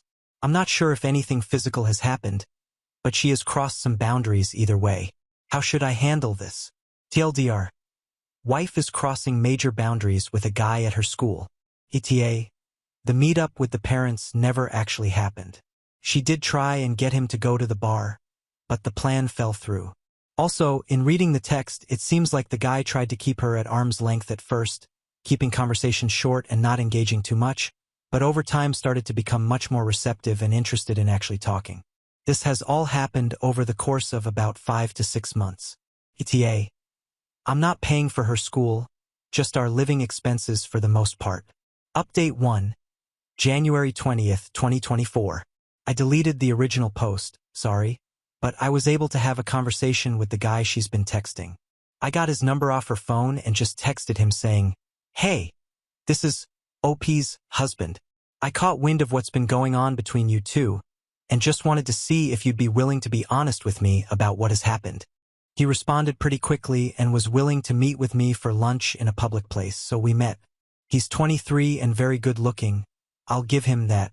When we met for lunch, I started the conversation by asking him if he could give me his perspective on what's been happening between him and my wife. He started with a disclaimer that nothing physical has happened between them, and honestly, I believe him. He seems like a decent guy. He told me he respects me and never wanted to get involved with a married woman, and he started the story from the very beginning. I'll tell it as if he were telling it. It goes like this. I approached her at the beginning of school because I found her attractive. I don't remember whether she was wearing a wedding ring. I'm not used to checking for that because most people my age generally aren't married. But when I approached her, she seemed very interested. Absolute zero indication she may have been in a relationship. When she found out I had a post-grad job offer, she was overly congratulatory. After talking to her more over the next few days, I asked for her Instagram, which she seemed hesitant to give, but she gave me her Instagram anyway. When I followed her, I immediately realized she was married. I was floored due to her behavior, but I decided to fall way back. After falling back, I heard from some mutual friends that she seemed to be a bit offended that I stopped talking to her after finding out she was married. I found that a bit strange, but whatever. Some drama transpired, so I went out of my way to avoid her for around a month or so. But after a while, I felt the beef was a waste of my time, so I decided to give her a compliment to kind of communicate that I don't mind being cordial with her. She seemed ecstatic about the compliment, and I heard from mutual friends that she was going around telling people that we were friends again. Found that strange also. I just wanted to be cordial anyways. We made up, and shortly thereafter, I got a random text message from her telling me that she got my number from someone else. Third thing I found strange. The text started pretty infrequent but gradually progressed to her texting me every day, double texting and all. She even seemed really pressed about me meeting her parents when they came into town. Still, I'm not sure what that was even about, but I dodged the invite and it never happened. At this point, it seems she was very interested in me, but I wasn't very responsive over texts because she is married. Over time, however, my walls broke down slowly because I did enjoy the attention. She's inviting me to hang out one-on-one, playing cards with me, offering me to bake cookies, etc. She told me how upset she was over the fact that apparently you two had planned a trip for Thanksgiving to see her friends but didn't end up going because of a tight budget. She also told me that she would sleep on the couch a lot. We didn't talk much over final exams due to being busy, and we didn't really talk much over winter break. However, at the start of this new semester, the texting all day, every day, and double texting came back full force. At this point, I kind of felt like she actually liked me and was pursuing me, but again, I enjoyed the attention. She baked me the cookies the first week of school, brought them over, and sat on my bed for 2 hours, but nothing physical happened. She honestly didn't seem interested in sex at all, even though I kind of wanted it to happen at that point. But here we are now. She still texts me every day, and honestly, it has become more frequent than ever before. That's the end of the story. This seems pretty consistent with the messages I read. I don't know what to think of this, but it kind of seems like she's playing the long game with him in order to get him to fall in love with her so she can leave me. I appreciate the guy's willingness to meet with me, and honestly, I believe what he is telling me seems like this is beyond the point of no return. I still plan on talking to her tomorrow, but I think this is it for me. I don't think there's really anything she can say that will change my mind at this point. It's over. I'll give an update if I feel up to it. Update 2. January 22nd, 2024. I deleted the original post on Fortune, but the previous post is a decent job of summing it up. I had the talk with her yesterday, and it's over. As crazy as it is, the guy actually didn't give her any heads up that we met, which I appreciated. Basically, I sat her at the dining room table and started by telling her that I heard what's going on between her and Arthur. When she asked what I was talking about, I kind of just went through all the highlights of the emotional affair, highlighting the cookie situation, meeting the parents, incessant texting, disguising him as just a friend, etc. When I told her that it seemed to me as if she was obsessed with the guy, maybe even in love with him and seemingly planning for my replacement, she immediately broke down crying. I almost felt bad, but kind of didn't at the same time. She then told me that she only did it because she liked the attention and nothing more, and that she would cut him off immediately. I shook my head. She offered to find a couples therapist while still belligerently crying, and I told her it seems like we're past that point already. Didn't really care whether she slept with the guy or not. This emotional situation was enough for me. Told her I'll be contacting an attorney this week and that she should do the same, and I walked out the door with her chasing me. I didn't even have anywhere to go, but I needed to just leave before she tried to convince me any further to stay. Didn't want to hear any BS. Received dozens of calls and texts while I was gone, and when I came back, she just seemed devastated. Still got calls from her parents today as well, which I ignored. I haven't kicked her out of the house or anything. Not really sure what I want to do about that yet. I don't want her to be this guy or anyone else's burden. I'm just feeling kind of lost at this point. It's truly wild how abruptly this just ended after all this time. I moved to this state solely to support her, and now I'm just here. Majority of my friends and family are across the country. Maybe I should have seen the writing on the wall. Our relationship wasn't perfect. I've been pretty busy over the last year or so with work, and it seems like she took every chance she could to go to every single school party/outing she could without even inviting me 95% of the time. She was never home, and every time I asked any questions, she would chalk it up to studying. How could I really argue with that when she's in grad school? It may not be entirely her fault, but I'm glad I'm getting out of this before it got any worse. 3 years isn't a crazy amount of time, and now it's time to go find myself again. This does suck though. Thank you all for your support. It really has helped me come to terms with this ending. Now on to the next story. Story 5. Cheated on my husband with his boss, so he emptied my bank account and left me broke.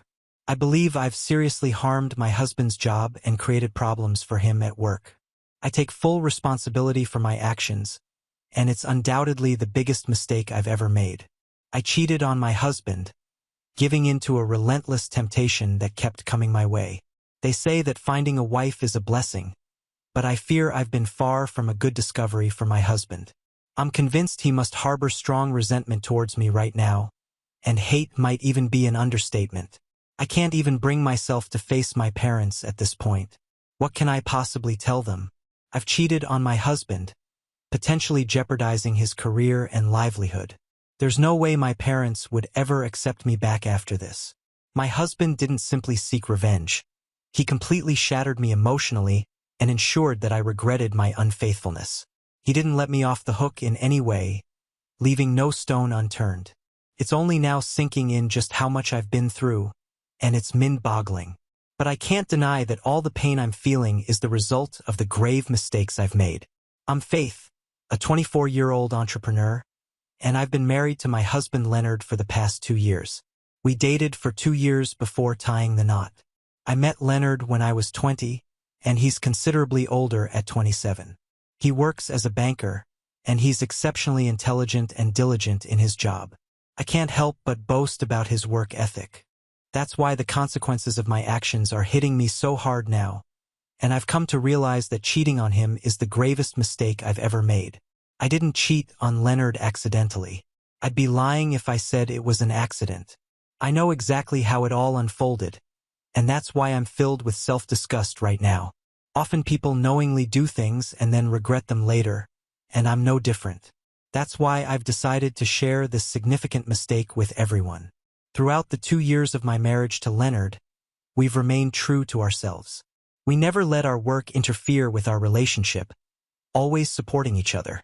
In fact, I had never met Leonard's boss until a few months ago, despite visiting his workplace a couple of times. He never introduced me to anyone there. I can't be the only one who's unfamiliar with everyone at their spouse's workplace, right? 7 months ago, Leonard received an invitation to his bank's year-end party and asked me to be his +1. I eagerly accepted because I never wanted to miss an opportunity to support him. Little did I know that this seemingly innocent party would spell disaster for my marriage. If I had known, I would have never attended. Leonard even bought me a lovely dress and a pair of shoes for the occasion, as the party's color theme was wine, and I didn't have anything suitable in that color. My sister, an emerging makeup artist, helped me with my makeup that night. I'd love to give her a shout-out, but I want to keep our identities as private as possible. When Leonard and I arrived at the party, it was an overwhelming experience. I never anticipated a year-end party hosted by a bank to be as lavish as the one we attended. The atmosphere was pleasant, and Leonard wanted to introduce me properly to his colleagues. Previously, I'd only occasionally visited his workplace, casually greeting anyone I happened to encounter. At the time, I was eager to meet his colleagues since Leonard had shared so much about them. He introduced me to his friends first, and they were friendly and welcoming. Many of them praised my husband's intelligence, and I felt like a proud wife because they were absolutely right. Before Leonard could introduce me to his boss had to attend to something and left. Leonard and I spent our time sampling cocktails and enjoying the delicious food. I even forgot about the person my husband had wanted me to meet. However, later in the party, his boss approached us and apologized for not being able to talk earlier. We didn't mind at all. Before I continue, I should clarify that my husband's boss is not one of the bank's owners.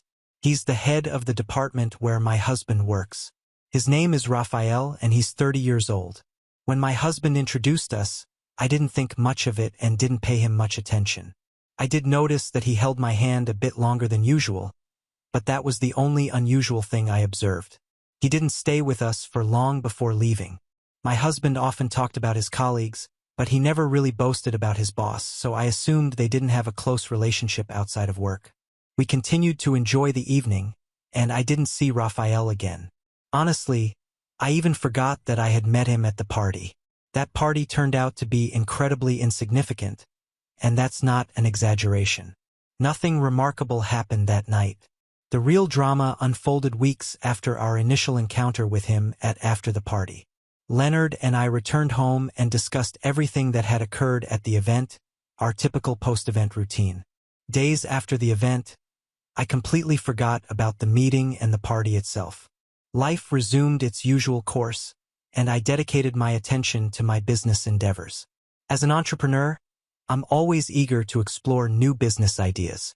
I find satisfaction in earning money and engaging in productive activities. One of my most significant business ventures is co-owning a salon with my best friend. One day, I had an unexpected visitor. By now, you might have guessed who it was. Raphael paid a visit to the salon. Initially, I didn't even notice or recognize him. I was occupied with attending to a customer. However, my best friend approached me and mentioned that we had a customer who claimed to know me. Intrigued, I decided to find out who she was referring to. To my astonishment, I saw Raphael, my husband's boss, standing there with the young lady. Caught me off guard, and I had to take a second look because I couldn't believe my eyes. He reintroduced himself and asked if I remembered him. I confirmed that I did, and that's when he requested a moment of my time. I didn't know how to react because it felt awkward to interact with my husband's boss without him being present.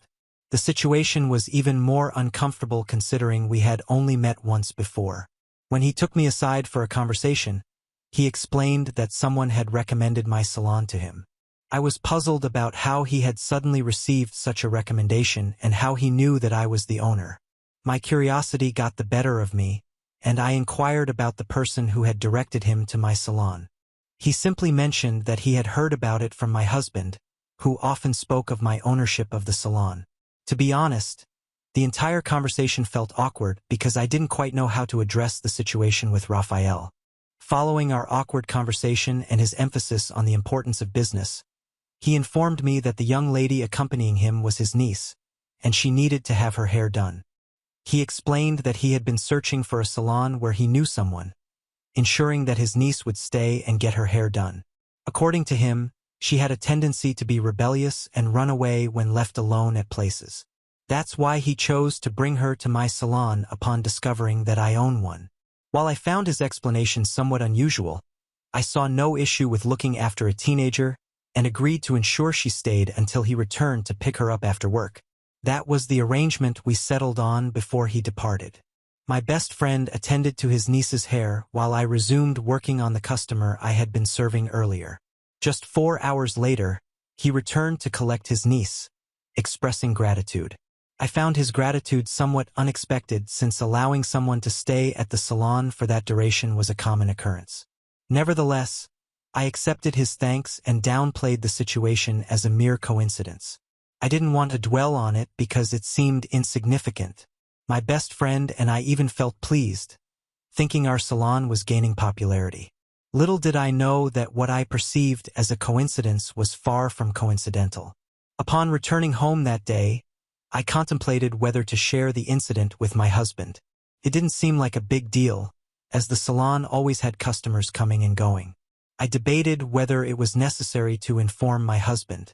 After some reflection, I decided it might be best to tell him, allowing him to extend his thanks to his boss. I wanted to express my gratitude for his patronage, so I disclosed the incident to my husband. However, he didn't view it as a significant matter either. He explained that he had mentioned my ownership of the salon at work multiple times, speculating that this might have prompted his boss to become a customer. He agreed to convey my gratitude on my behalf, and that was the end of it. Life continued, and I went back to focusing on my business as usual. However, 2 weeks later, Raphael paid me another unexpected visit, accompanied by his niece once more. This time, he expressed his intention to have her hair washed. I thanked him for returning and proceeded to wash his niece's hair as requested. Unlike the previous visit, he stayed until the hair washing was completed. I didn't anticipate him remaining throughout the entire process, assuming he had to go to work. While I was curious, I refrained from asking, respecting his privacy and maintaining a formal demeanor due to his position as my husband's boss. After finishing the hair wash, I declined to accept payment as his niece's hair wasn't particularly dirty, and it hadn't required extensive effort on my part. I expressed my gratitude for his visit and decided to help his niece by braiding her hair into 2 sections. Initially, he hesitated to accept my kind gesture, asserting that business should be conducted professionally without discounts. I insisted that I was simply helping because her hair hadn't needed much attention. Eventually, he agreed to my gesture and left with his niece. Later, my best friend sat me down and shared her suspicion that Raphael might have been seeking an excuse to visit me. I initially dismissed her comments as inappropriate and even felt foolish as I now recount this situation. It's astonishing to me that I found her remarks awkward and improper, yet I ended up contradicting my own stance. Initially, my best friend approached the topic humorously, not taking it too seriously. When I returned home that day, I chose not to share the encounter with my husband. I feared that if my best friend made light of the situation, suggesting that Raphael might be visiting just to see me and using his niece as an excuse, my husband might entertain similar thoughts. I wanted to avoid planting unnecessary doubts in his mind, so I decided to keep the information to myself. After that day, I didn't come across Raphael for nearly a month. Honestly, I even forgot about my best friend's comments. However, when Raphael unexpectedly showed up at the salon again, I couldn't help but begin to grasp what my best friend had implied. On this particular day, he arrived without his niece and specifically asked to see me. Initially, I claimed to be occupied with work due to the many customers in the salon. I thought I could use this excuse to dismiss him since I felt uncomfortable having a private conversation. I told him there were numerous customers, and I was swamped with work. To my surprise, he offered to wait until I was less busy. His willingness to wait caught me off guard because I hadn't expected him to be so patient. I assumed he must be busy with his own work and wouldn't have time to spare. However, this was not the case. He had no issues waiting. I decided to deliberately prolong my interactions with other customers, testing whether he would eventually become impatient and leave, but he didn't leave, folks. He stayed until I had finished attending to every customer's hair. My best friend urged me to make a decision, affirming her previous suspicions. She cautioned me to tread cautiously as she sensed that he had ulterior motives. Her words validated the apprehension I had been feeling, confirming that something peculiar was indeed transpiring. Eventually, I approached him and inquired why he had come to the salon. He sensed my discomfort and noted the awkwardness in my inquiry. He apologized for his abrupt visit to my workplace but insisted it was of great importance. I cannot adequately express the level of discomfort and shock I experienced as he stood before me engaging in conversation. My best friend had already sown seeds of doubt in my mind, and I realized that whatever was transpiring in his thoughts couldn't be benign. He confessed that he couldn't stop thinking about me since the party when my husband introduced us. He admitted to actively seeking ways to encounter me again, which led him to inquire until he discovered the location of my salon. Initially, as he began talking, I attempted to cut the conversation short and feign disinterest. I wanted to give him the opportunity to correct any misunderstanding. However, he remained steadfast in his assertions, displaying unwavering confidence in his words. I felt profoundly uneasy and didn't know how to respond. This marked the first instance since my marriage that another man had spoken to me in such a manner, and the fact that it was my husband's boss heightened my discomfort. I expressed my disapproval, stating that it was inappropriate for him to converse with me in this manner. I mentioned that I intended to ignore his comments and pretend that he had never visited the salon that day, as I didn't want to disrespect my husband. Regrettably, it seems that I ended up compromising my principles even after my objection. Raphael made no effort to depart. I politely requested him to leave once more, but he declined. I finally compelled him to leave by threatening to contact my husband. He departed promptly, albeit not before leaving me his business card. Despite the surprising turn of events and the surreal nature of the situation, I was well aware that there could be no positive outcome from entertaining Raphael. His infatuation seemed driven by a desire to use me for his own amusement. I had watched countless movies depicting such situations and was determined not to become a victim. Therefore, it pains me even more that I ultimately succumbed despite my efforts to resist. I find it difficult to recount my actions. When I returned home that day, I am fully aware that I will likely face judgment and harsh criticism, and I believe I deserve it. I chose not to divulge what occurred at the salon to Leonard. My decision was primarily based on my recognition that disclosing this incident would arouse suspicions.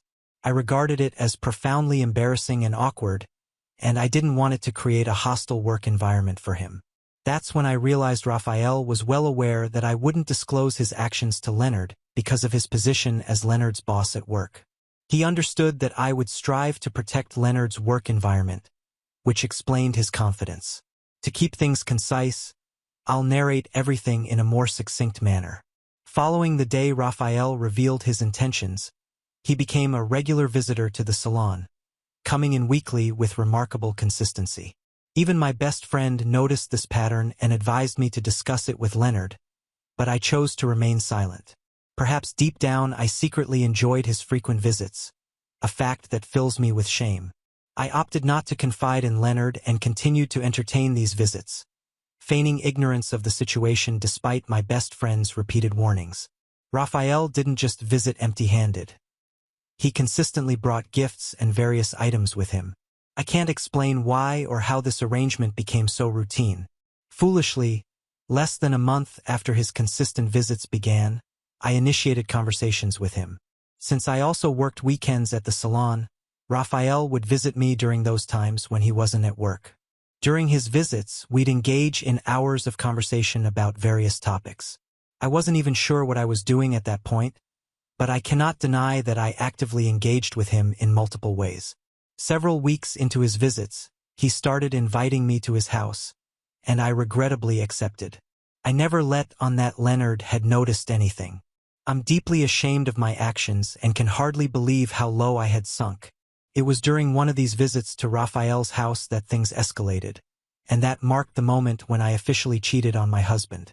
As soon as it happened, I regained my senses and hastily left his house. I felt such disgust with myself that I took multiple showers. Upon returning home, it was as though I had committed an unforgivable act, and to some extent, that's the harsh reality. I cheated on my husband with his own boss, and there's no excuse to justify my actions. I fully accept that I received the consequences I deserved. After the incident at Raphael's house, I refrained from going to the salon for nearly a month. I blocked his number and made every effort to avoid anything connected to him. I even refrained from allowing my husband to touch me for days due to overwhelming guilt. It was a difficult time, but I acknowledged that I brought it upon myself. The guilt I experienced was just the beginning, and the revenge my husband ultimately sought was brutal. I shouldn't have expected anything less. I recognized that I had a wonderful marriage with nothing amiss, yet I kept asking myself why I did what I did. I couldn't pinpoint the reason that led me down this path. I resisted for a long time and had no intention of giving in, but regrettably, I succumbed. Even when he began visiting the salon regularly, I convinced myself it was a temporary diversion, a way to amuse myself. Now I realize it was merely an excuse that led me to cheat on my husband. I gradually gave in without even realizing it. I pretended it was a passing fancy, a form of self-amusement, but it was all a deception. I can't continue to deceive myself and pretend that I didn't understand where it would lead. Why else would I entertain a man who openly admitted to having feelings for me? I'm not naive. I knew he wanted something from me, and I foolishly gave in, jeopardizing my marriage, self-respect, and loyalty in the process. Even as I wallowed in self-guilt and self-pity, I never once considered that my husband was fully aware of the situation. I had no inkling that he knew everything that had been transpiring. In my mind, I believed I was keeping him in the dark, thinking he would only discover the truth when I finally mustered the courage to confess. To be completely candid, if someone were to ask whether I had actually planned on confessing to my husband, I would honestly admit that it never crossed my mind. I was aware that the truth would eventually surface one way or another, but I lacked the bravery to come clean. That's why I firmly believe I deserve the consequences of my actions. I continually lied to his face, pretending that everything was normal. What's even more unsettling is that my husband was well aware of the truth and found out on his own that I had cheated on him with his boss. If you're curious about how he discovered it and how I found out he knew, I'll explain. As I mentioned at the beginning of this narrative, my husband is an exceptionally intelligent individual. Every word of that is true. He possesses keen intelligence and a high level of awareness of his surroundings, making it impossible to hide anything from him. He notices even the tiniest detail, and that's how he sensed that something was amiss. Exactly 2 months ago, I was utterly shocked when Leonard did something incredibly audacious. You see, Leonard works as a banker, so it made sense for me to entrust my finances to the bank where he is employed. He also takes care of my taxes and handles all financial matters on my behalf. Essentially, he manages every aspect of my finances due to his profession. When I initially married him, I was quite reckless with my spending. It's not that I had a substantial income, just an average one, but I used to spend recklessly, buying anything that caught my eye. However, after marrying my husband, he began imparting the wisdom of saving to me. He educated me about finances and how to become a more responsible entrepreneur. His guidance was tremendously beneficial, which is why I started entrusting him with most of my tax and savings matters. You may call me foolish, but there were instances when I opted to entrust my money to him just in case I felt tempted to spend it recklessly. I never had concerns because he had his own money, and whenever I genuinely needed it, he would return my money to me. At times, he would even reward me with extra funds when I managed to save a substantial amount. I never fathomed that the mutual trust we shared would ultimately lead to my loss. Then one day, I was hit with an enormous debit. As I mentioned, I run my own business, so a significant portion of my earnings is saved in the bank. My husband is familiar with my PIN, and as I mentioned earlier, he manages most of my financial matters. Occasionally, I would deposit money with him, and it would be stored in his account. On that particular day, my entire savings had vanished. There was virtually nothing left for me, and it felt like I was staring into an abyss. I was at the salon at the time, and I practically dashed out and hurried home. I didn't need anyone to tell me what had transpired with my money. There was only one person who knew my PIN and had control over my finances, and that was my husband. My suspicions proved correct. Upon my return home, he wasn't there, so I had to wait for his arrival. When he finally came back, I confronted him about the disappearance of my money, and that's when I experienced another shocking moment. My husband slapped me forcefully across the face, causing me to stumble back in fear. The intense rage and fury in his eyes sent shivers down my spine, and I can still vividly recall the image of his anger. He shook his head ever so slightly and uttered words that cut through me like a knife, stating that marrying me had been the worst decision of his life. Those words pierced me deeply, and I can't convey the extent of hatred I saw in his eyes. Leonard regarded me with utter disgust. He accused me of being a fool, labeling me as loose and stupid. I was left utterly stunned, unable to utter a single word in response. My shock rendered me speechless, and I knew there was nothing I could say that would make any sense. He went on to reveal that he had been aware of my infidelity for some time now. Yes, folks, he had known about it for a while. He berated me for thinking I could deceive him and get away with it. The level of anger I witnessed in Leonard that day was completely unfamiliar to me. I had never seen him so furious, and I had never imagined he could become so upset. I was equally astonished that he had discovered my affair. He explained how he had suspected something was amiss when I mentioned that his boss had visited my salon. Apparently, he had a strained relationship with his boss, so when he heard that his boss had been to my salon, he grew suspicious. He had secretly hired someone to keep tabs on me, and this person had been providing him with reports of my activities. Even the day I followed Raphael to his house, Leonard had been aware of it.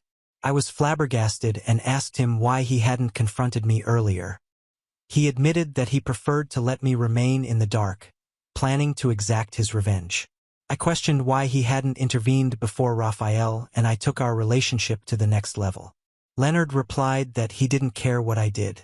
He wanted to know if I would remain loyal to him, and he had his answer.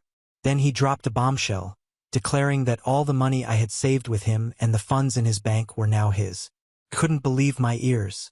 Leonard remained resolute even as I pleaded with him. I realized that my best friend also had her money in his bank, and I knew she would soon come to claim it. It felt as though the entire world had come to a screeching halt, and I found myself in the midst of sheer chaos. Before I could gather my thoughts, Leonard placed divorce papers on the table. I could clearly see that he had already put his signature on the divorce papers. I felt helpless, acknowledging the consequences of my actions. I pleaded with Leonard to forgive me, expressing deep remorse for everything I had done to hurt him. However, Leonard made it clear that he would never grant me the satisfaction of forgiveness. Adding insult to injury, he demanded that I vacate the house immediately. I had nowhere to go, and I was financially strained, but he showed no concern. Despite enduring a tumultuous day, I mustered the courage to ask about the situation at his workplace. Leonard looked me in the eyes and stated that he wouldn't take any action. He believed I wasn't worth jeopardizing his job. However, I suspected he might be bluffing, knowing he would likely take some form of action. I worried about the impact on his career because men tend to have their pride, and they rarely let such matters slide. I felt immense guilt, and the thought of him losing his job because of me weighed heavily on me. Leonard made it unequivocally clear that I had been a foolish mistake. Those were his parting words before he ushered me out of the house. It has now been 2 months, and I find myself engulfed in self-pity. Surprisingly, Raphael never reached out to me despite likely hearing about what happened. Rumors spread like wildfire, and I'm certain that the whole city is aware of the truth. It dawned on me that I had unwittingly become a pawn in his game. He had workplace issues with my husband and decided to use me as a means to provoke him. I had been naive enough to fall into the trap and ended up as collateral damage. I eventually signed the divorce papers, and our divorce proceedings are still ongoing. I have no idea how I'll survive the upcoming weeks, but I suppose I'll endure just as I've managed to survive these past 2 months. At this point, I'm at a loss as to what to do next. My guilt is consuming me. I have a court hearing in a few minutes, so I'll conclude this update here. I'll provide another update once the divorce is finalized. Update: I'm now officially divorced. It's hard to believe my marriage didn't even last 3 years. I can't fathom how I allowed myself to be ensnared in all of this. I'm utterly miserable. Reddit, rest assured, the comments were just as harsh as I anticipated, but I didn't expect anything different. You all lived up to my expectations. Nonetheless, I'm grateful for the comments because they've pushed me to work on myself, even though it's been a challenging journey. The divorce was completed a few days ago, and since we had no children, it was less dramatic. I did receive alimony, although it was reduced to the minimum. I may sound greedy, but what choice do I have? Leonard took every penny that was rightfully mine. I'm now financially strapped, and I owe my best friend a significant amount of money. I attempted to pursue legal action, but lacking the funds for a lawyer, my parents advised me to let it go. My parents are devastated and don't want to speak with me. The only person who's shown any understanding is my best friend. She frequently reminds me of her money and is understandably angry with me, but she's kind enough to let me stay with her. I recently learned that there was quite a bit of drama at Leonard's workplace. Apparently, Leonard had already clashed with his boss. Since his boss doesn't hold a direct ownership stake in the bank and is merely the head of Leonard's department, he couldn't undermine Leonard's career as I had feared. Leonard is still employed at the bank, and it only intensifies my self-pity. Leonard and his boss are making an effort to maintain a professional relationship at work, and things haven't really changed for them. Meanwhile, I'm bearing the brunt of the consequences of the decision made by Raphael and me. The only distinction is that Raphael isn't on the receiving end of all the turmoil. I can't find the words to convey the extent of self-loathing I'm currently experiencing, but I believe I'd be a narcissist if I didn't feel remorse. I'd despise myself if I didn't feel any regret for my actions. Right now, I'm concentrating on my business so I can repay my best friend. I'll conclude this update, folks. That's the sum of what's been transpiring in my life. I'm thankful that I embarked on this journey and chose to share my story, Thank you all for listening to me. Now on to the next story. Story 6. Housed my broke brother and his rude wife for 6 months. Got him a great job, but then SAL banned me from their new house. So I crashed their party to expose their ingratitude to our family. For context, I crashed my brother's housewarming party a couple of days ago, but trust me, I had my reasons for it. I was not invited to the event, and I found it very insulting because I had let my brother and his wife stay with me for 6 months, 2 years ago. I am 32F, my brother is 30M, and my SIL is 29F. My brother, I will call him Joey, and my sister-in-law, I shall refer to her as Emma. So Joey and I were really close and I was his go-to for everything. Similarly, I also had a very close relationship with him, and I loved my brother. I still do, that's certain, otherwise I would not even be entertaining the thought of apologizing to him for everything that happened. But honestly, I did not like Emma. It was not as if I had never tried to like her. I had really put a lot of effort into bringing myself to like her, but it was just impossible. She was a bit too pretentious for my taste. I really don't like people like that, and she is the kind of person who always looks down on other people if their views don't completely align with her. I find it very annoying because I think we are all different people, and we should respect that and celebrate it instead of looking down on people who are not the exact same as us. Lucky for her and my brother, they were pretty similar and had a lot of common interests, but at least my brother did not think that it was necessary to look down on other people. For instance, both of them went to business school where they met. They started dating when they were in college and got married at the age of 24 after dating for almost 5 years. By the time of the marriage, I already did not like Emma. They had been together for 5 years and we had met each other loads of times, but every time that we would meet, be it birthdays, family events, or holidays, she would always just say something very annoying, and it would irk me. Most of the time, I was at the receiving end of her comments, and that's what made it all the worse. The truth is that I live a very unconventional kind of lifestyle, and I know that a lot of people might not like it or approve of it, but that's fine. I don't need their approval to live the way that I want to and do the things that I choose to do. For some reason, she thinks that it's necessary to comment on the way that I live every time that we meet. For context, I am a voiceover artist, and it's not a very conventional job, I'll give you that, but it pays really well and I get a lot of offers and gigs as well, so I'm happy with my life so far. I have done audiobooks, commercials, and a lot of other stuff, but Emma has got it into her head that I don't have a very stable career, and if I lose my voice, it's over for me. I don't know why she thinks that because I take really good care of my voice. I think that's a part of the job and that's my instrument. I think it's ridiculous of her to say things like that in a public setting about me, but she does not think that there is anything inappropriate about the way that she comments on my career. There's also the fact that I'm older than her, so I definitely have a little more experience than she does. She doesn't really know anything about the industry, but she believes that since she is the one who graduated from a really reputable business school, she has the right to comment on the way that I live my life. I didn't exactly go to college.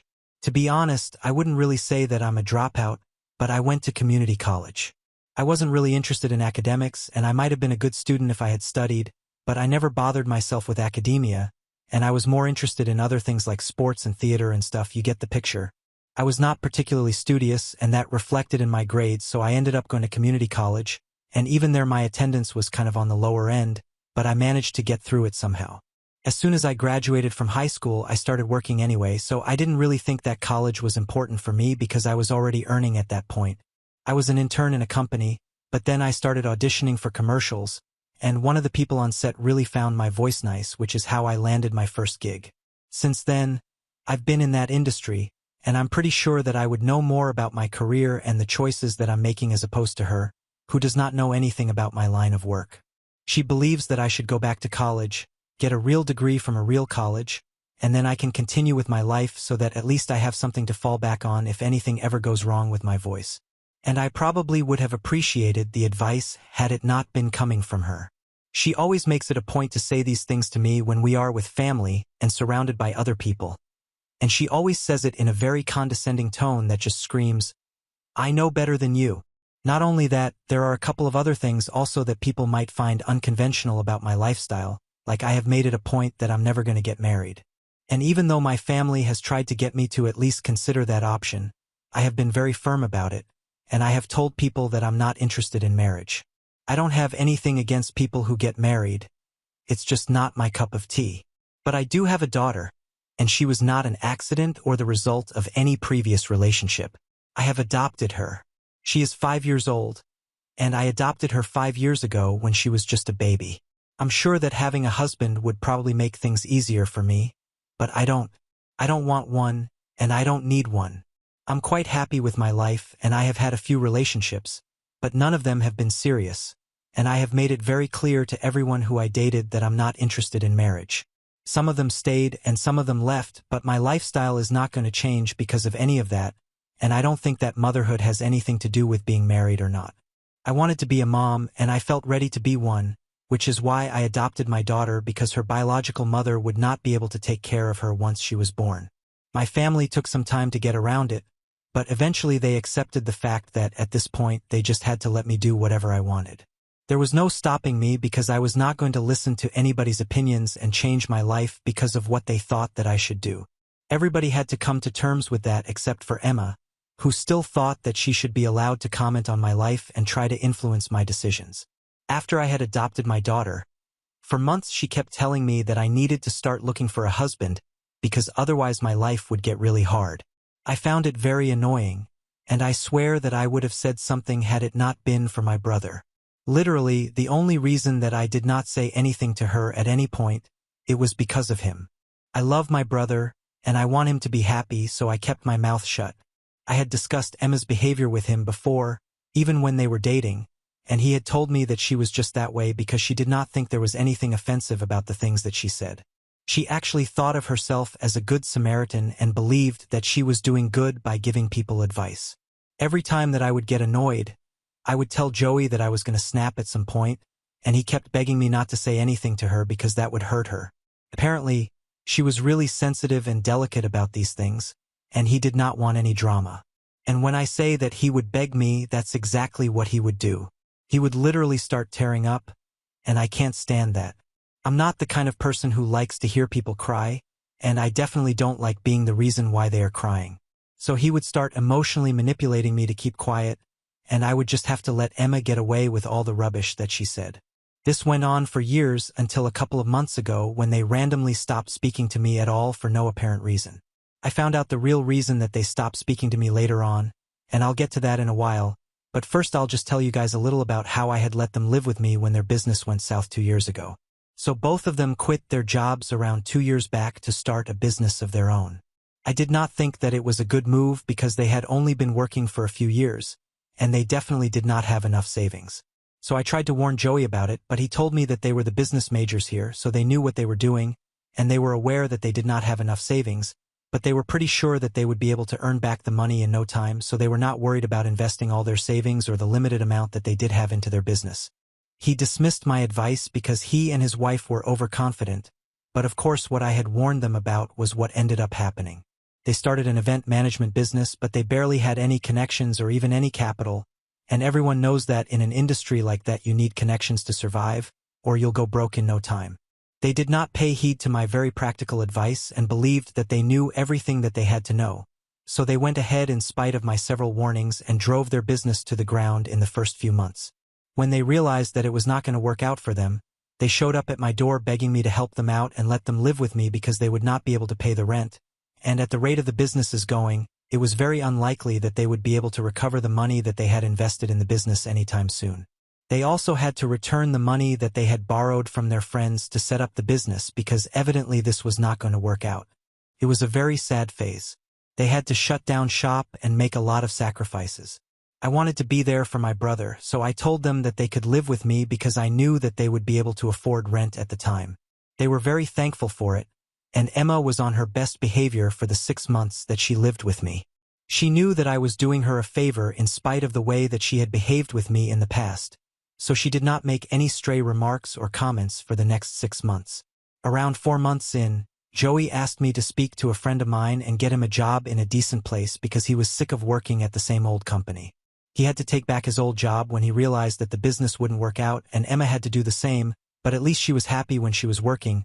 She did not have any complaints as such, but he didn't like the company that he was working for, and he asked me to make some calls and arrange something for him since he knew that was in touch with a lot of higher-ups. So I decided to do it for him, and I spoke to a friend of mine who ran his own fashion label and asked him to hire my brother since they were already looking for somebody to take over their accounting department.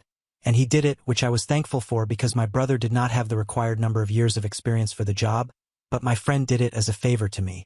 Great job, decent and great pay. So within 2 months, they had moved out of my house and were back on their own to eat. Joey promised me that he would never forget what I had done for him because this was a big deal, but apparently that was not real because he seemed to have forgotten what I had done for him already. At least my brother took a year to forget about it, but Emma pretty much forgot the second that she had moved out of my house.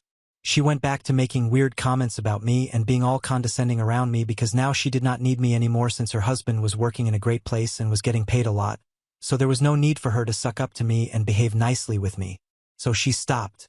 I should have known what kind of a snake she really was and never helped him in the first place, but I couldn't have done that to my brother. I could have easily shattered her illusion of them being big shots all of a sudden just because my brother was working in a good position by telling her that I was the one who would even arrange the job for him, or he would still be relying on me, but I didn't do that because I didn't want to hurt Joey, and honestly, I'm too old for this kind of stupid and petty drama. She went back to saying weird crap about me, and I went back to trying to ignore her.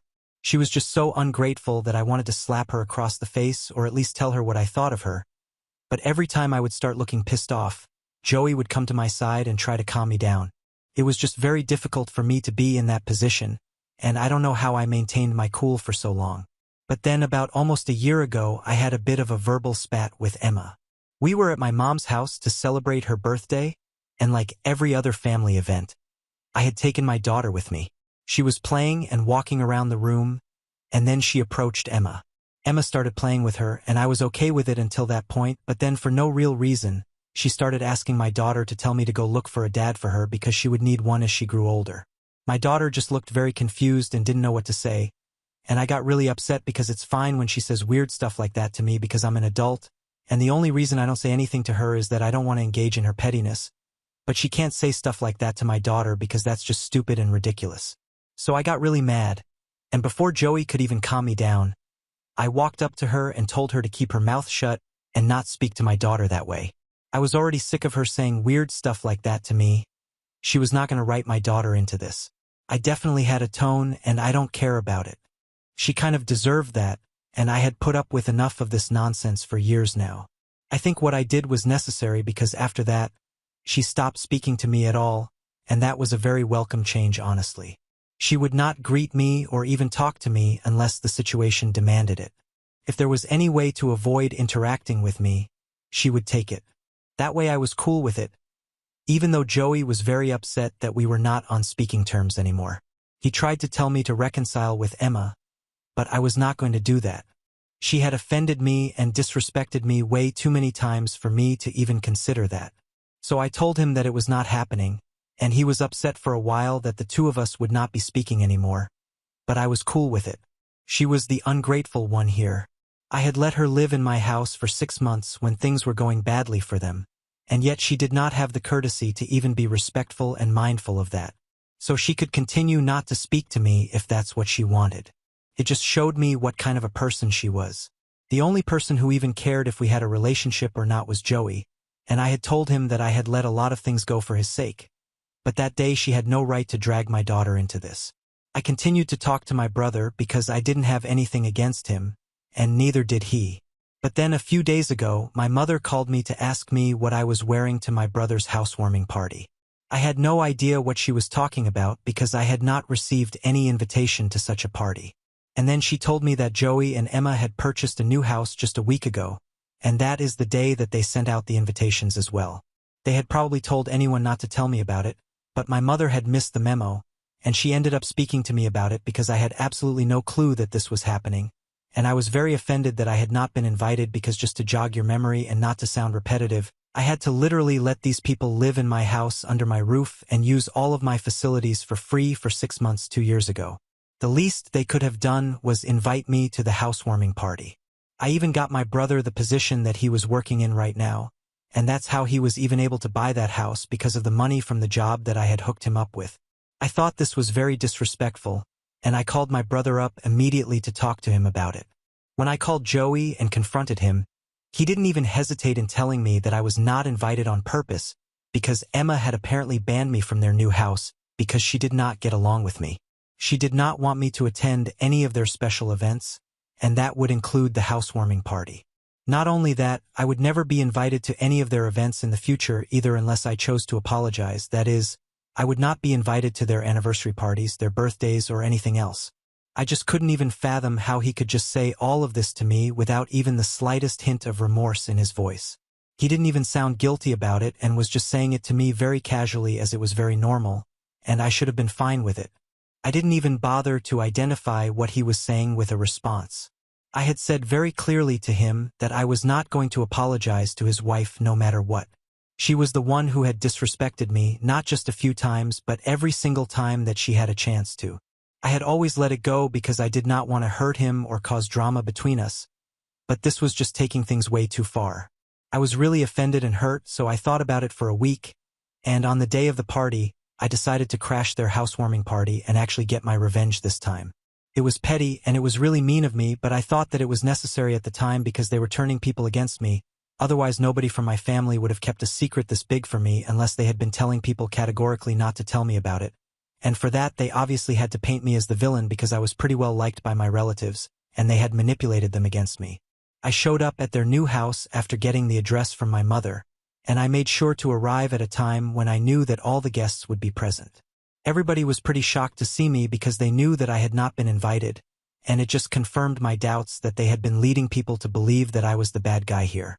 But I had come with proof of their ungratefulness towards me. I had printed out the emails that had been exchanged between my friend and I, which is how I managed to get my brother the job that he had now and how I had kept a secret for such a long time. Yet he had still not bothered to teach his wife not to disrespect me. You don't bite the hand that feeds you, that's just common sense. And once I got there, I drew attention to myself and started telling everybody about how they had been living with me for 6 months when their business flopped, and how I had even gotten my brother a better job than he had previously so that he could earn more and of better hours. In spite of that, Emma had continued to disrespect me and do her very best to be condescending around me. But I had kept my mouth shut because I did not want to hurt my brother and cause a rift between us because I thought I was equally important to him. But since that was not the case, I did not think it was necessary for me to keep his secrets anymore. So I revealed everything that I knew, and everyone looked shocked. Emma looked the most upset about all of this. She turned to Joey immediately and asked him if what I was saying was true, even though there was no need for that because I already had the printouts of the emails to prove that it actually was. But when Joey confirmed that this indeed had happened, she got really upset and started crying. She told everybody that the party was over and then stormed upstairs, and Joey followed after her. After that, I had nothing to do, so I left as well, and I did not respond to anybody after that. The next morning, my mother called me up and told me that what I did at the party was completely unacceptable, and that I needed to apologize to the family because my behavior was nothing short of cruel. And even Joey sent me a message saying that he did not want to speak to me ever again because of what I had done, because now Emma was very upset about what happened the previous evening, and I had ruined the first day of the new life. I feel like I am being vilified for standing up for myself, but I also don't know if it was the right move to gate crash their party anymore since I'm getting a lot of hate for this. I thought that I would ask the people of Reddit what they thought about this, so I have forgot crashing my sister-in-law's and my brother's housewarming party to humiliate them. Update 1. Hi. So it has been 2 weeks, and nobody from my family has been speaking to me. My parents don't talk to me anymore. Neither is my brother, and everybody else has started giving me the cold shoulder as well. But at least you guys don't think that I was wrong for doing what I did. That means a lot because I know that you guys are speaking from an objective point of view and are not biased like my family. I can't believe that I did so many things for so many people in the family, and this is what I get in return. I guess that explains a lot of my brother's behavior. No wonder he's like this because look at the people around him. Nobody is grateful for things that I have done for them and are trying to make me look like the bad guy just because I was not willing to take the disrespect anymore. Brilliantly played. I must say that Emma is getting all the sympathy, and she's lapping it all up. That's for sure. There are still a few people who are on my side thankfully, and may have let me know that Emma is exaggerating the events of that evening to make me look even worse and is making me out to be some sort of sociopath. I mean, where does it even end? It's just disgusting and pathetic. And I'm glad that I chose not to apologize and cut all ties with them. I am better off without them, and so is my daughter. Update 2. So this is coming after almost a month of being in no contact with my family. My daughter keeps asking me when she's going to meet her uncle and her grandparents, but it's just so sad. I have nothing to say to her. I think she is the only person that I'm getting affected by because everybody else has been really mature about this whole thing. None of my friends have asked me anything about it, and they are respecting my space. It has been difficult for me to deal with as well because I was so used to talking to Joey every weekend and hanging out with my parents frequently. But now that's all gone. They haven't even made an effort to talk to me. It was my daughter's birthday 2 days ago, and they didn't even wish her. I know I'm the one who chose to cut them off, but the least that they could have done was wish my daughter a happy birthday. She was very confused as to why it was her birthday and nobody from her family had even bothered to show up at her party since it was just a couple of her friends from school and a few of my work associates and friends with their kids who attended the party, but not her uncle, who was always the life of every birthday party that she has had so far. I probably shouldn't care about these things, but they do matter and I felt really bad. But it's fine, I guess I'll move on from it with time. At least this incident with my family revealed everybody's true colors. And now I know exactly where I stand with them. Update 3. So it's been almost 2 years since I posted here. I just thought that I would share with you guys the fact that Joey, my brother, recently got into touch with me because Emma is pregnant. Sweet. I told him that I would try to attend their pregnancy announcement party in a few weeks. We haven't spoken much in the past 2 years, and neither have I been in touch with my family. I've been getting a lot of work, so I'm grateful for that. I had almost moved on from this entire thing and given up any hope of ever reconciling with them, but what happened back then, it's all water on the bridge now, I guess. I might attend the party just to make peace with my past. I know that my brother and I might never have the same relationship again, but it's worth a try, I guess, and even if something bad happens, at least I'll know that I shouldn't hope for people to change anyway. My point is that I might give this a chance. He also mentioned that Emma was the one who thought that it would be a good idea to invite me, so I'm guessing that even they want to make things right with me again. Now on to the next story. Story 7. Pregnant wife wanted to name our kid after her deceased brother who stole from us. Then, I found out she was cheating the whole time, so she ditched me and our 1-year-old to be with her new man. Myself, 28M, and my wife, 26F, have been together for 10 years and married for 4 of those. My wife is pregnant with our first child, a boy, and she is due in early July. Now, on to the issue that has arisen. My wife wants to name our son after her brother who passed a little over a year ago. Her brother, we'll call him T, was her only sibling, and they were very close growing up, as they were only 2 years apart. However, her brother was not the most pleasant person. Her brother was a drug addict, starting from age 14 to 15. He stole from everyone around him, including myself and my wife. He was abusive to every one of his partners and his child, and he served several years behind bars. He was also abusive to my wife and her parents. He had a stay-away order from our home because he broke in while we were away and stole our TV, my wife's jewelry box, and one of my hunting rifles. T passed last year in April from a drug overdose, and it affected my wife very deeply. It was her first major loss she has suffered, and she still attends therapy to help cope. When we found out we were having a boy, she immediately wanted the name to be T's name. I heavily disagreed, and I have offered many replacements, other family names like her father or grandfather's, but she will not budge. She wants our son to have the exact same name as her brother, first and middle. She has even gone as far as to say that if we name him something else, she will have it changed or only call him by T. My final straw was when my wife ordered a blanket with T's name sewn into it for our son. I blew up, and I told her I was not naming our child after a drug addict who took advantage of everyone around him. My wife blew up at me. She screamed at me to leave, threatened to call the police if I didn't. She called me a piece of S*** for talking about her dead brother like he was trash. I did leave. I told her I would attempt to speak to her again about this once we had both calmed down, and I apologized for speaking about T in a negative way. I'm getting calls non-stop from her family, calling me names for speaking about T and not wanting to honor him by naming our son after him. My family is on my side, her family is on her side, and my friends are split on the matter. So Reddit, strangers on the internet, I need your opinion on if I'm indeed a massive hole for not wanting this name for our child. Comments where OP has replied. Comment 1. NTA, naming someone after an abusive family member is never a good idea, especially if you both can't agree on it, especially if she wants him to have the exact same first plus middle name as him. I could understand one or the other, but both seems like she's almost trying to replace him. Opie. I've tried to approach that with her, but she is very adamant that she is only trying to honor her brother's legacy. I would be willing to give our son T's middle or first name, but she is refusing. She wants both, and she is a force to be reckoned with. Comment 2. A petty part of me wants you to ask her why her brother's legacy is more important than her actual child. Comment 3. Don't you and your wife want your son to have a clean slate? Why put the burden of someone else on a newborn child like that? I get the phrase, although I don't agree necessarily. Do not talk ill of the dead. You also shouldn't angelize the dead either. Imagine when your kid can talk and he asks who he's named after. Well, son, you're named after your drug addict uncle. Can I have a story about him? Ho ho. This one time he needed money for drugs, so he broke in and stole our TV. Ha ha. Such an incurable trickster.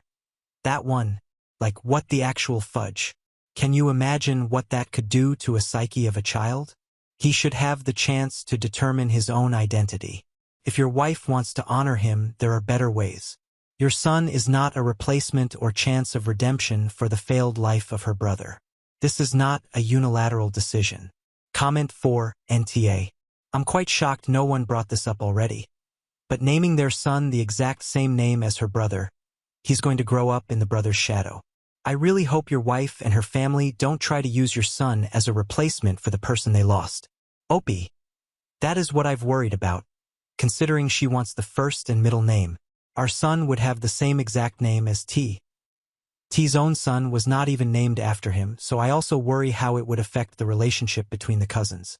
Comment 5. When friends, potential employers, etc. Google your son's name, they will get all the stuff about his uncle and think he's a drug addict. It sounds like your wife needs grief counseling to deal with her brother's death. Comment 6. My brother died recently. If we have a son, his name will be his middle name. Is that something your wife would agree to? Kids should have their own identities. NTA. Opie. I would be fine with his middle name or first name, but she wants both. I have tried numerous times to find names she likes to pair with either of those, but to no avail. She wants our son to have the exact same name as her brother. Last name will be the same anyway, since I took hers when we got married. Date 1. Hello, Internet humans. Not sure if any of you remember my first post a few months back, but I just logged on and saw I had a few messages, so I figured I would post an update. Sorry in advance for the length. So, if you recall, in my first post, me and my wife were expecting a baby boy in early July, and our conflict was occurring over my wife wanting to name our son after her late brother. We got into a huge fight, some names were called, and threats were made, and I was led to this subreddit to ask advice and opinions of internet strangers. Well, a week after the post, I sat down with my wife, and we had a very long and difficult conversation. She broke down and admitted she was struggling more than she let on with the loss of her brother, and she told me she felt uncomfortable talking to me about it due to my feelings towards him and how he lived his life. I was devastated, to say the least. I have never felt like such a horrible partner. I was selfish. I failed to see him as anything more than his mistakes, and I failed to support my wife through his death. It was a long talk with lots of tears, and we both agreed to be more open in the future and less judgmental. We started attending therapy together less than 2 weeks after that, and we have been going ever since, once a week. It was rough at first, but it has helped tremendously in dealing with the bumps in the road of marriage. As for our son, we came to an agreement on a name after lots of long discussion. A first name we both adored, and her brother's middle name, just spelled differently. A good compromise for both of us, and it was my son's own name that no one before him had carried. We were both happy. Then, on July 3, 2022, my wife delivered a beautiful, healthy, 8 pounds baby girl. To say that we were shocked would be an understatement. My daughter came home the next day, and since then, I am still in awe of how we created something so perfect. We didn't figure out a name until she was a week old, but I'm happy to share that Eleanor Shea is what we came up with. We are still adjusting to life with an infant, but so far, it has been nothing short of amazing. Thank you for your past advice, internet friends and strangers. Comments. Comment 1. Legit burst out laughing. So happy that you and your wife were able to communicate with each other, only for the cause of this whole fight to become irrelevant. Love that for you. Opie. Yes, it was absolutely hilarious to us when we got over the shock, and it's definitely going to be a story I tell our daughter when she is old enough. Comment 2. That's my feeling too. All that fuss and it's irrelevant. I am also glad that the new parents are talking and having some hard conversations, and OP has, I hope, learned that dead people are often weighed more than the sum of their mistakes to the people who love them. Opie. Yes, I was blinded by my own feelings and judgments. Having a baby has made me realize that he was also once a sweet, innocent baby, a playful child, and a silly preteen. He was not always bad. My wife is cheating on me. I am just here to vent my frustrations and scream into the void about my current situation. I can't talk to anyone in my personal life about this. My wife is cheating on me. My wife is cheating, and she has been for the past 2 months. I just don't understand. I don't even know where to start to begin to understand. We have a beautiful home, stable careers, we're not financially struggling, no drug or alcohol abuse. We attend therapy together. Our daughter is healthy, perfect. Our 6-year wedding anniversary is 3 months from tomorrow. We've been together 11 years. I have spent the last 2 days examining everything about us under a microscope, trying to find a crack, where I went wrong. When did she become unhappy? When did this life, our life, become unsatisfactory for her? For her to step outside of our marriage with some random guy she met on Facebook? For her to throw our family away? I just don't understand. I found out on Monday completely by chance. My daughter's tablet was dead. I grabbed my wife's iPad so she could watch her nighttime videos and go to sleep. Wife isn't home right now. She's on a trip and won't be back for another 4 days.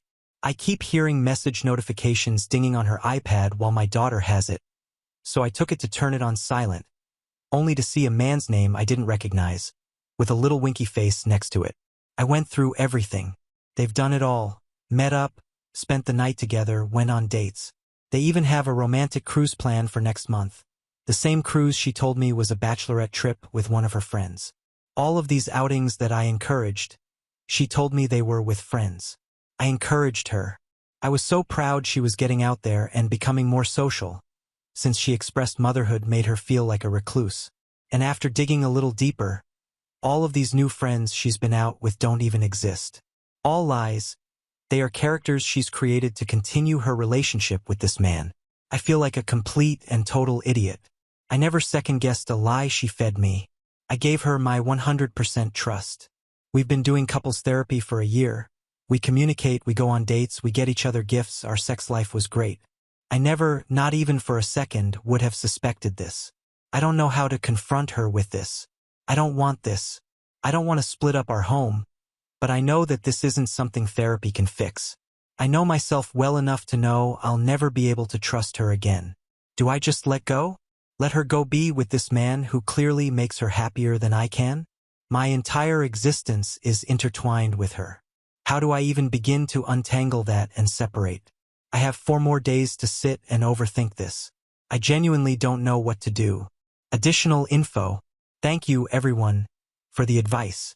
I am trying to keep up with comments and eventually will reply to everyone. Since posting and reading the comments, I've been working on getting all the messages / screenshots / pictures / videos into a folder on my personal computer.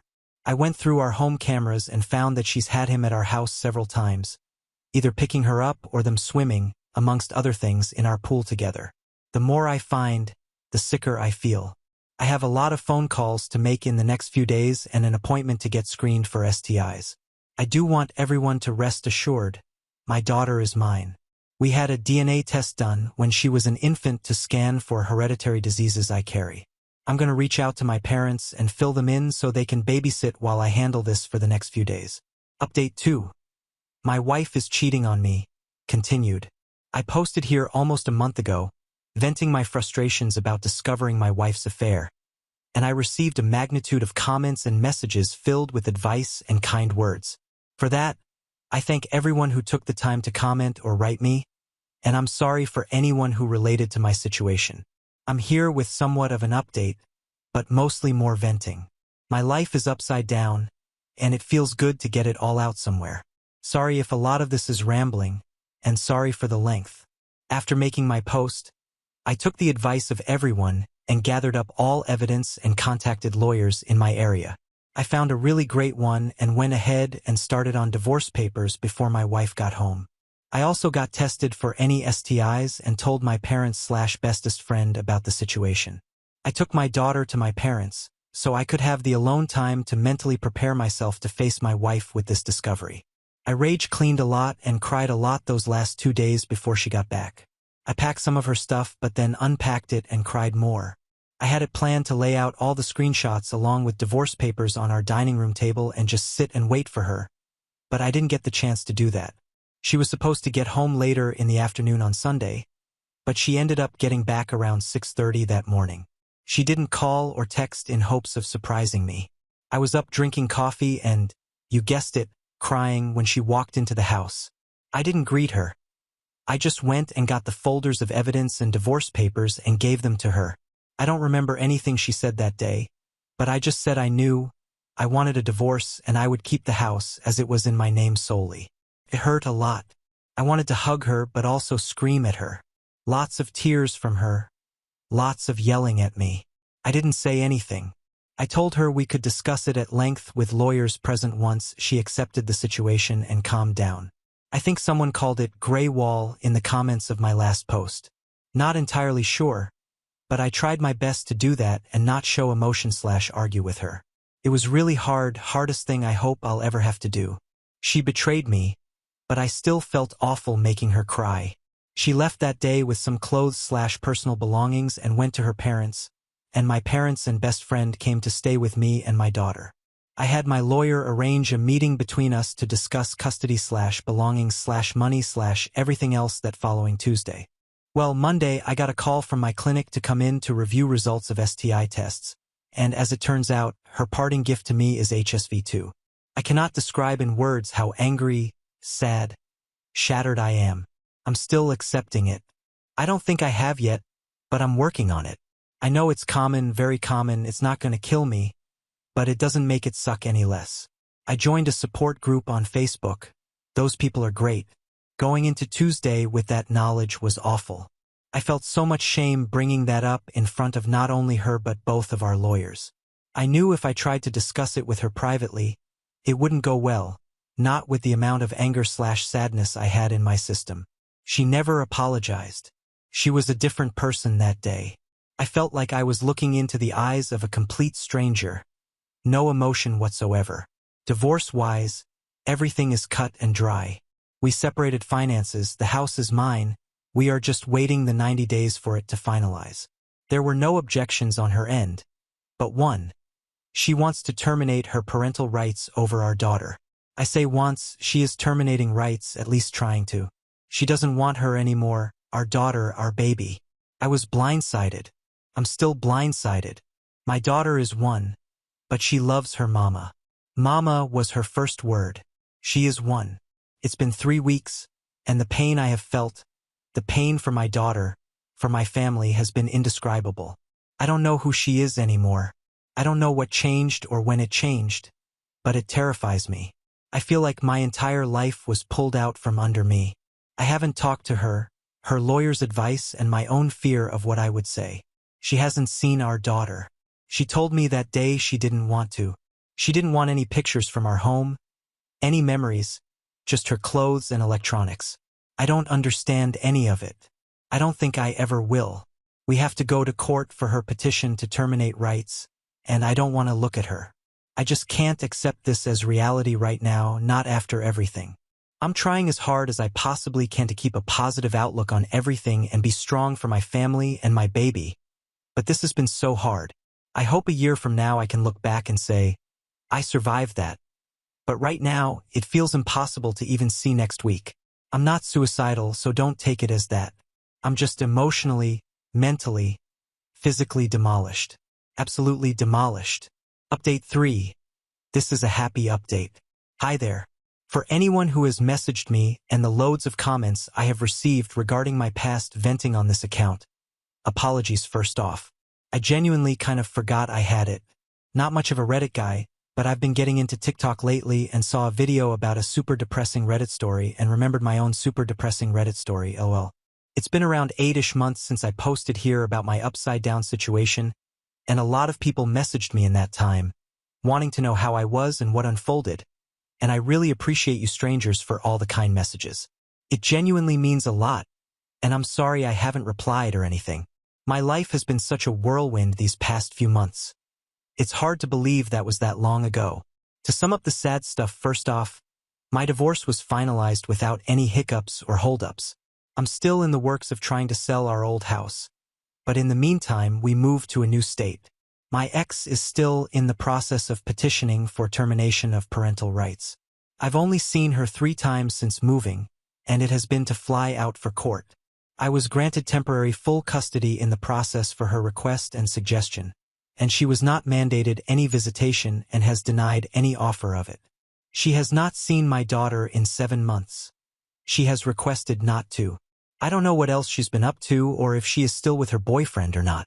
Since the divorce, it has been in the best interest of my mental health to keep the contact as minimal as possible, and she has done the same.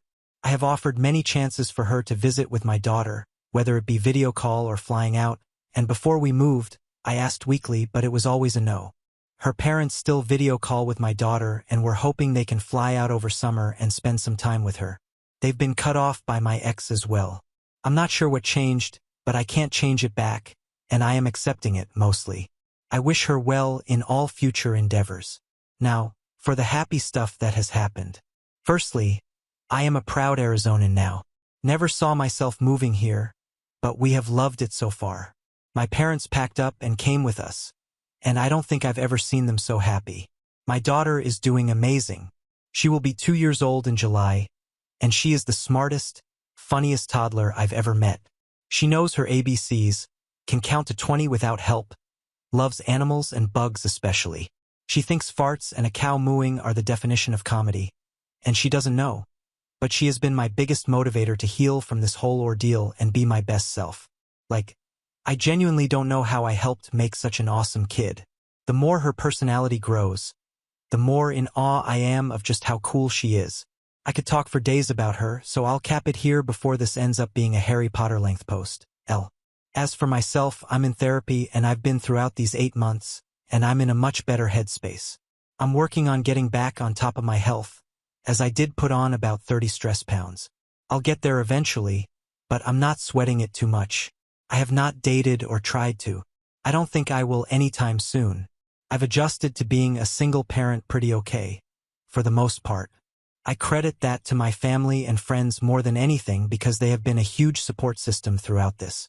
There are still really hard moments that have happened, and I know there are more to come, but I will roll with it just as I have this and hope to come out on top. This is not the end of the world for me, even if it feels/felt like it in the moment. The sun will rise tomorrow, birds will chirp, and all will be well. Thanks to my therapist for that. Those 2 sentences have helped me immensely. Sorry this ended up being so long. I should really pick up journaling, maybe a blog or something, lol. But thank you again to everyone who took the time to give me advice in the hardest time of my life, and thanks again if you read this. I genuinely appreciate it. Comments. Comment 1. It's hard to imagine a mom never wanting to see her baby again. Something must have broken inside of your ex, and she will regret it immensely when she wakes up from the fog one day. It's great that you have wonderful parents who are with you and support you. Children grow up fast, so enjoy every moment with her. It is good to hear that you are doing well. Wish you all the best in your future endeavors. Comment 2. Thank you. And yeah, like I said in my post, I don't understand and don't think I ever will, but it is beyond me to try to change your mind. I am very thankful for my parents and my friends. Comment 3. You can sue your ex for the STDs and the child support, but if you just want her out, then enjoy yourself, OP. OP. I thought about it for a long time but decided I didn't want to throw a whole court fiasco about that on top of the terminating rights and custody stuff. She wants nothing to do with us, so I'm giving her that. In the end, it's better for my mental health. Comment 4. This was a roller coaster. I went from, oh yikes, there's definitely unresolved grief there, oh yay, they're communicating, she was cheating, thank God they're divorced, and Opie in therapy. Comment 5. I went from smile to frown several times. Comment 6. My internal reaction was, that's kind of weird, and then cool, a happy ending before going wait. What to then, seriously, what the, and now finally, well, somewhat happy end. Comment 7. He doesn't mention it, but I hope he gets child support, just because his ex-wife is a piece of shit who deserves to lose anything she gets. Comment 8. I hope he gets child support because his daughter is a child who deserves those resources. Child support is not a punishment. Now on to the next story. Story 8. Caught my dad cheating while my mom was recovering from a stroke. He left us when I confronted him, and now my parents are getting divorced, while he blames me for ruining his life. I, 17F, have always been close to my mom while growing up. It wasn't that difficult because my mother is literally the kindest person I know. As far back as I can remember, my mother has literally treated me like her best friend. She has always been a girl's girl, so I could share anything with her without the fear of getting judged or reprimanded. We would go shopping together, watch movies together, and get our hair done. However, despite her friendly and gentle nature, she didn't let me get away with everything. I still had a curfew, and I knew my limits and respected them. My dad, on the other hand, was completely the opposite. I have always felt like he never wanted to be a father in the first place because he never really spent any time with me, even though he was a stay-at-home parent. Apart from dropping me off and picking me up from school, he spent most of his time playing video games inside his room. There were many occasions when my mom would come back home from a day's work to find my dad still playing games without bothering to cook dinner or finish any chores around the house. This would ultimately lead to fighting, with my dad storming out of the house in a fit of rage. It was only when I started to grow older did I realize just how toxic this behavior of his was. My mom would beg him all the time to find a job or help her with chores around the house, but he would make excuses the whole day, saying he was playing video games for research purposes so he could be better at his job when he eventually found one. My dad had a computer science degree, and according to my mom, he initially had a good job during the start of their relationship, but when she got pregnant with me, he had been laid off due to his company downsizing. This is why he had encouraged my mom to get an abortion instead of going through with her pregnancy with me, but my mom had refused. They had come to an agreement that while mom would work to support the three of us, he would take some time off to take care of me and do the chores around the house, just like any stay-at-home parent does.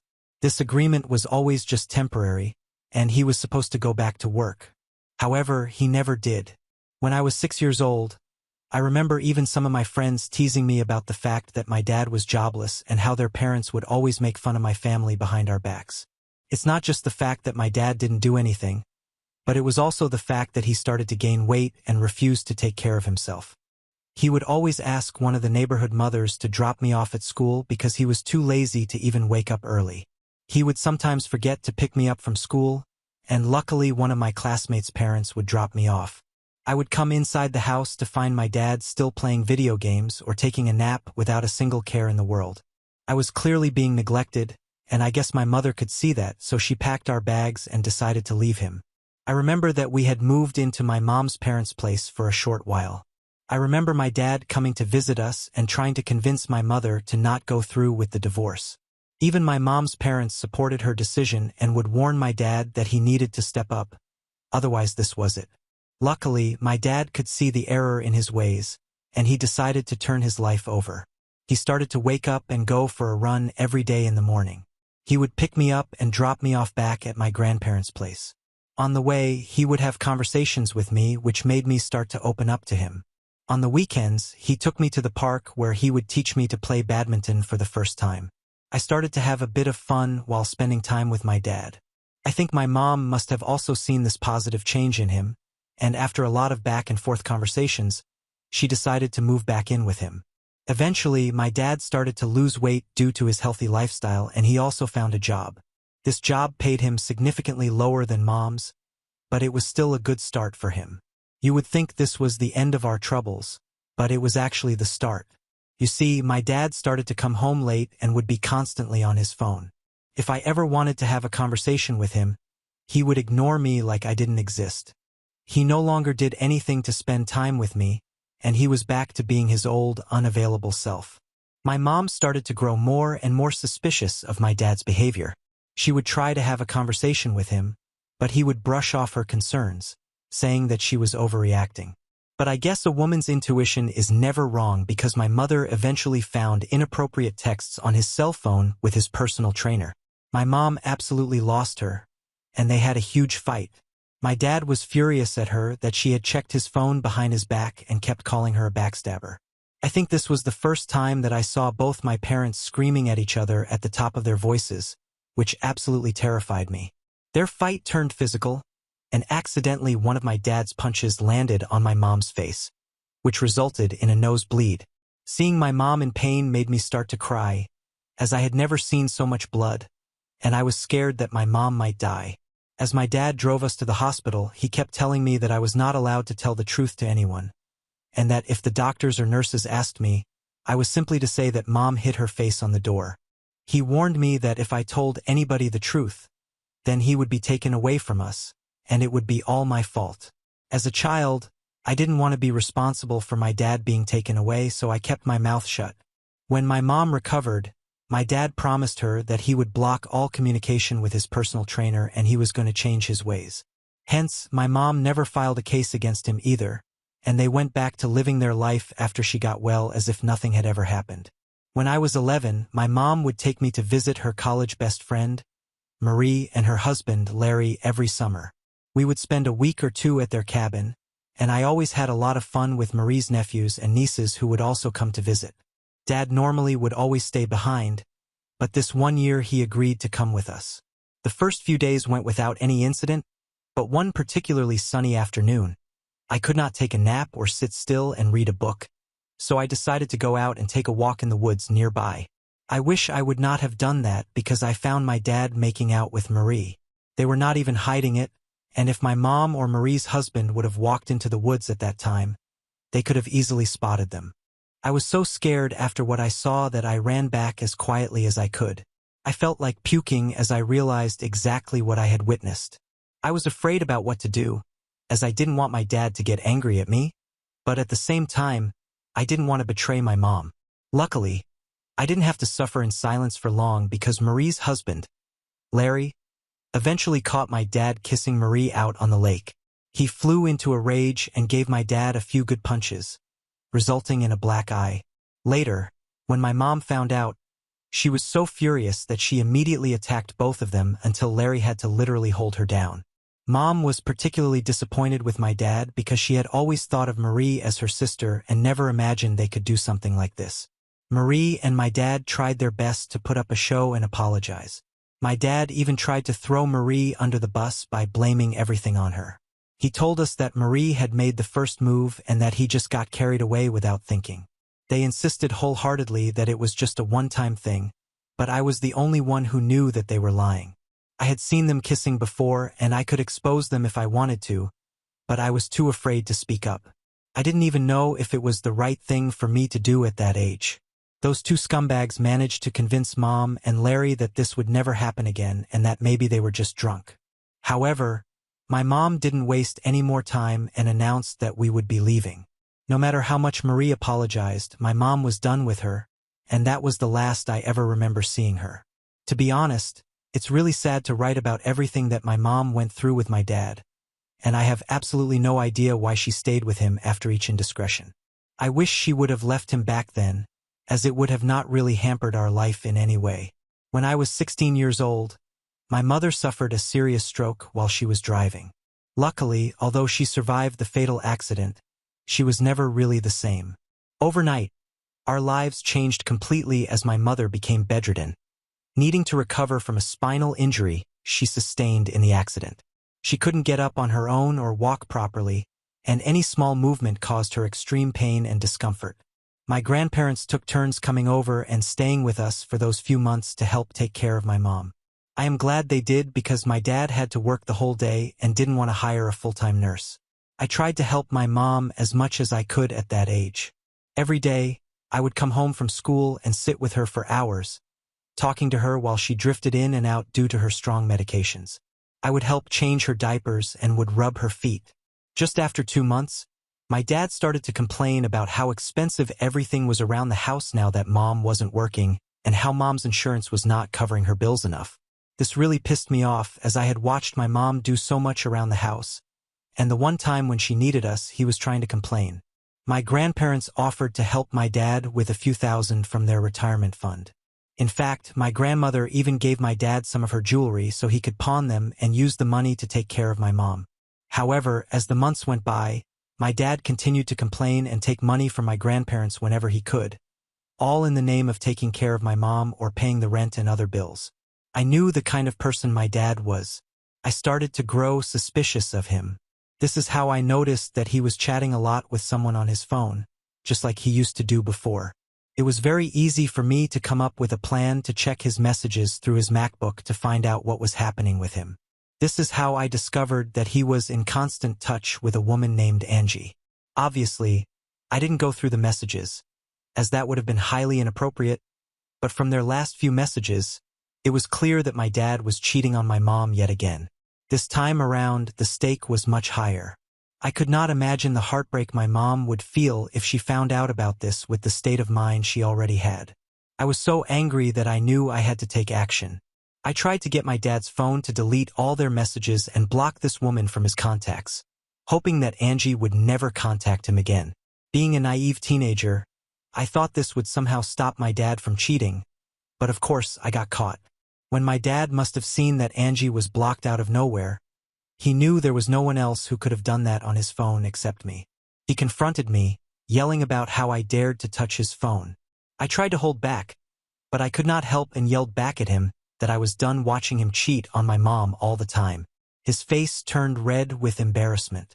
He tried to act all innocent, telling me that I wasn't old enough to understand what was going on and asking me to mind my own business. This infuriated me further. Hence, not only did I tell him that I knew he was cheating on mom again with Angie, but that I had seen him kissing Marie all those years ago. I told him that I had known since then what a piece of he was. My grandmother walked into the living room looking concerned to check on us after hearing our heated argument. She took one look at the tension between us and immediately knew something serious was going on. He started to splutter as he explained how this was none of my business and that I was too young to talk to him this way. He tried to gaslight me, insisting that as a parent, he deserved respect from me, but I wasn't having it anymore. I had held back my tongue for a long time out of fear, but watching my mom get sick had terrified me and made me protective. I knew I wasn't going to let him hurt her ever again. I pointed out to him how all my classmates had happy families and none of their dads had ever cheated on their wives. I was so upset at him that I told him I was ashamed to have a dad like him and that I wished he was never my father. I mean, I probably didn't even mean it at that time, but I guess this struck a chord with my dad. He asked me if what I was saying was true, and I nodded. I told him that I was sick of him behaving this way and that my mom deserved much better than him.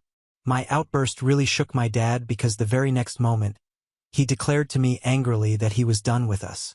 I watched him pack his bags while I stood there feeling both angry and confused about what was happening. My grandmother kept asking him what he was doing, and my dad told her that this is why he never wanted me, as kids, to ruin everything. He went on to announce that he had tried his best to be there for my mom since it was a tough time for her. But after seeing me talk this way, he was done with us. He informed us that he didn't want to spend the rest of his life in an unhappy relationship with my mom, so he decided that he would be moving out. He claimed that his girlfriend, Angie, loved him very much, and he didn't deserve to take any from us.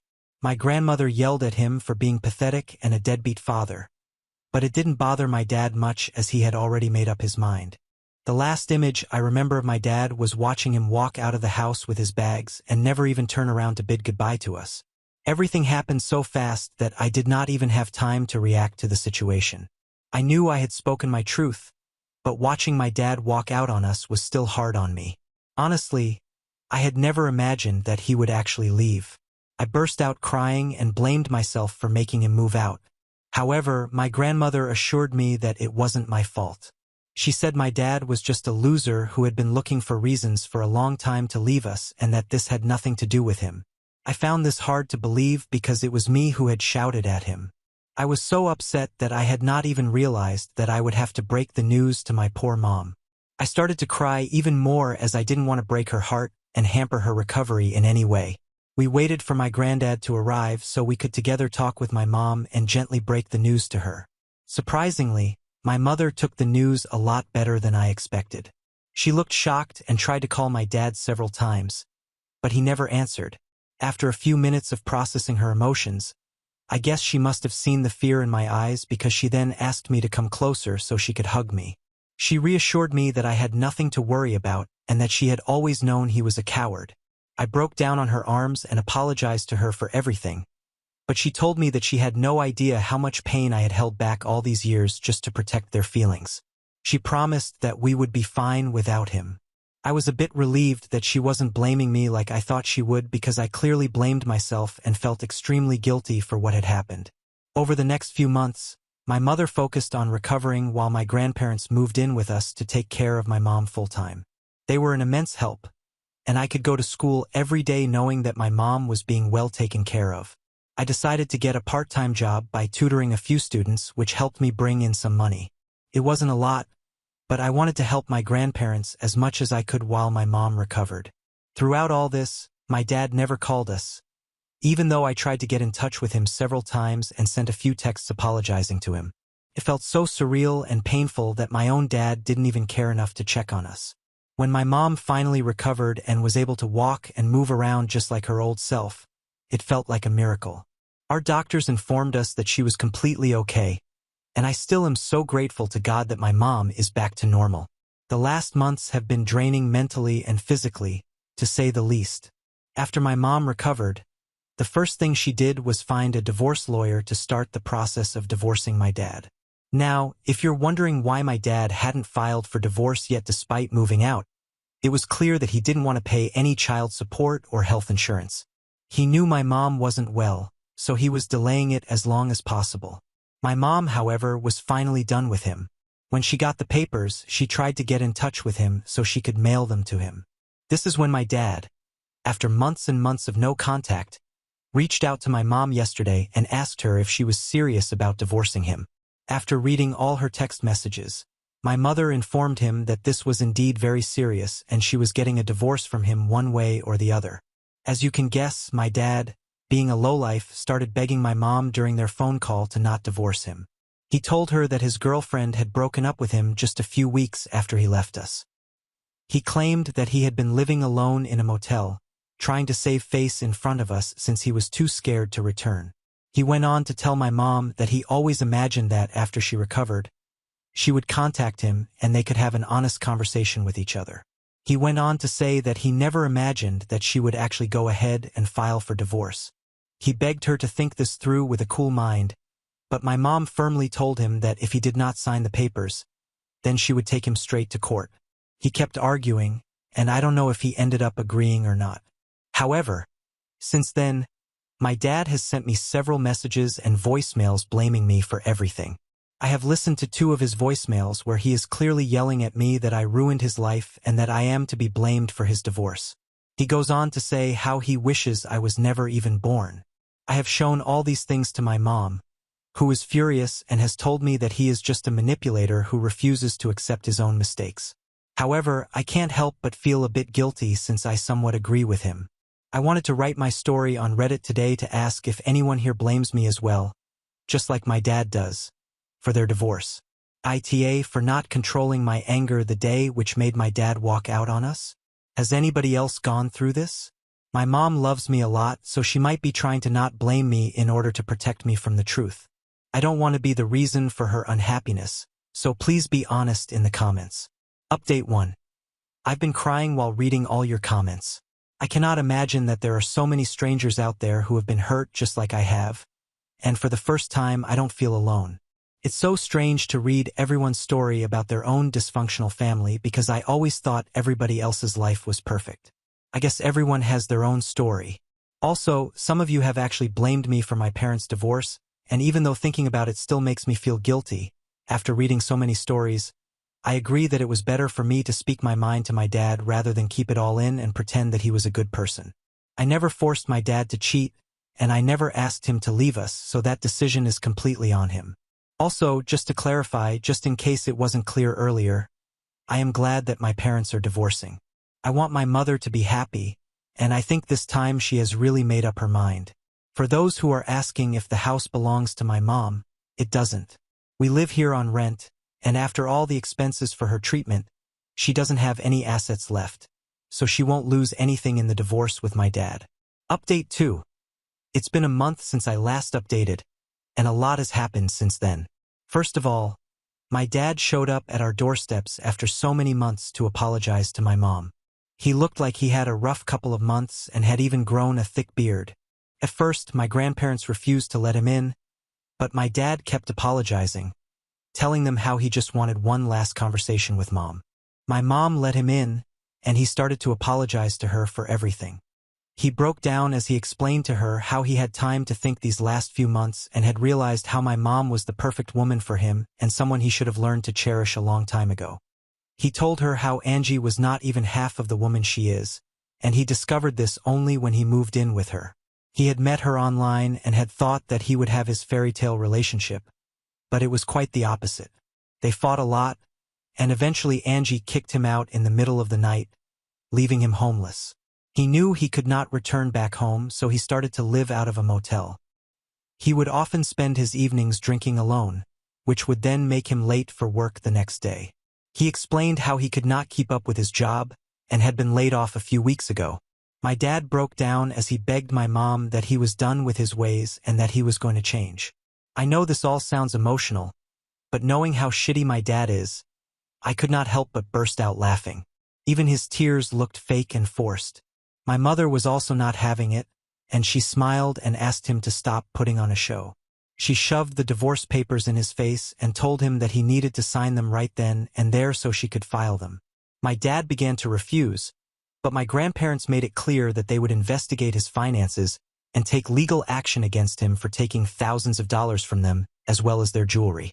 They were adamant that he couldn't have spent all that money on us and that he must have spent some on his girlfriend. My mom assured him that the more he dragged the case, the more lawyers' fees he would have to pay since we had more than enough proof of his abuse towards us. My dad had the audacity to turn to me and ask if I was happy with what I had done. He shook his head in disgust, suggesting I should have kept my mouth shut that day. Hearing this, I started to laugh at this absurdness while my mom yelled at him for being an entitled jerk trying to manipulate his way out of the mess he created. I pointed out to him that he had cheated on his wife multiple times, yet now he was trying to blame me for his actions. My laughter seemed to irk him even more, and he glared at me, muttering curses under his breath. My grandfather forcefully handed him a pen and asked him to sign the papers and leave our house. It was refreshing to see my entire family stand up against my dad. In the end, he had no choice but to sign. My mother promised me that this would be the last time I ever saw my dad, as she did not want him to come near me and further traumatize me. Update 3.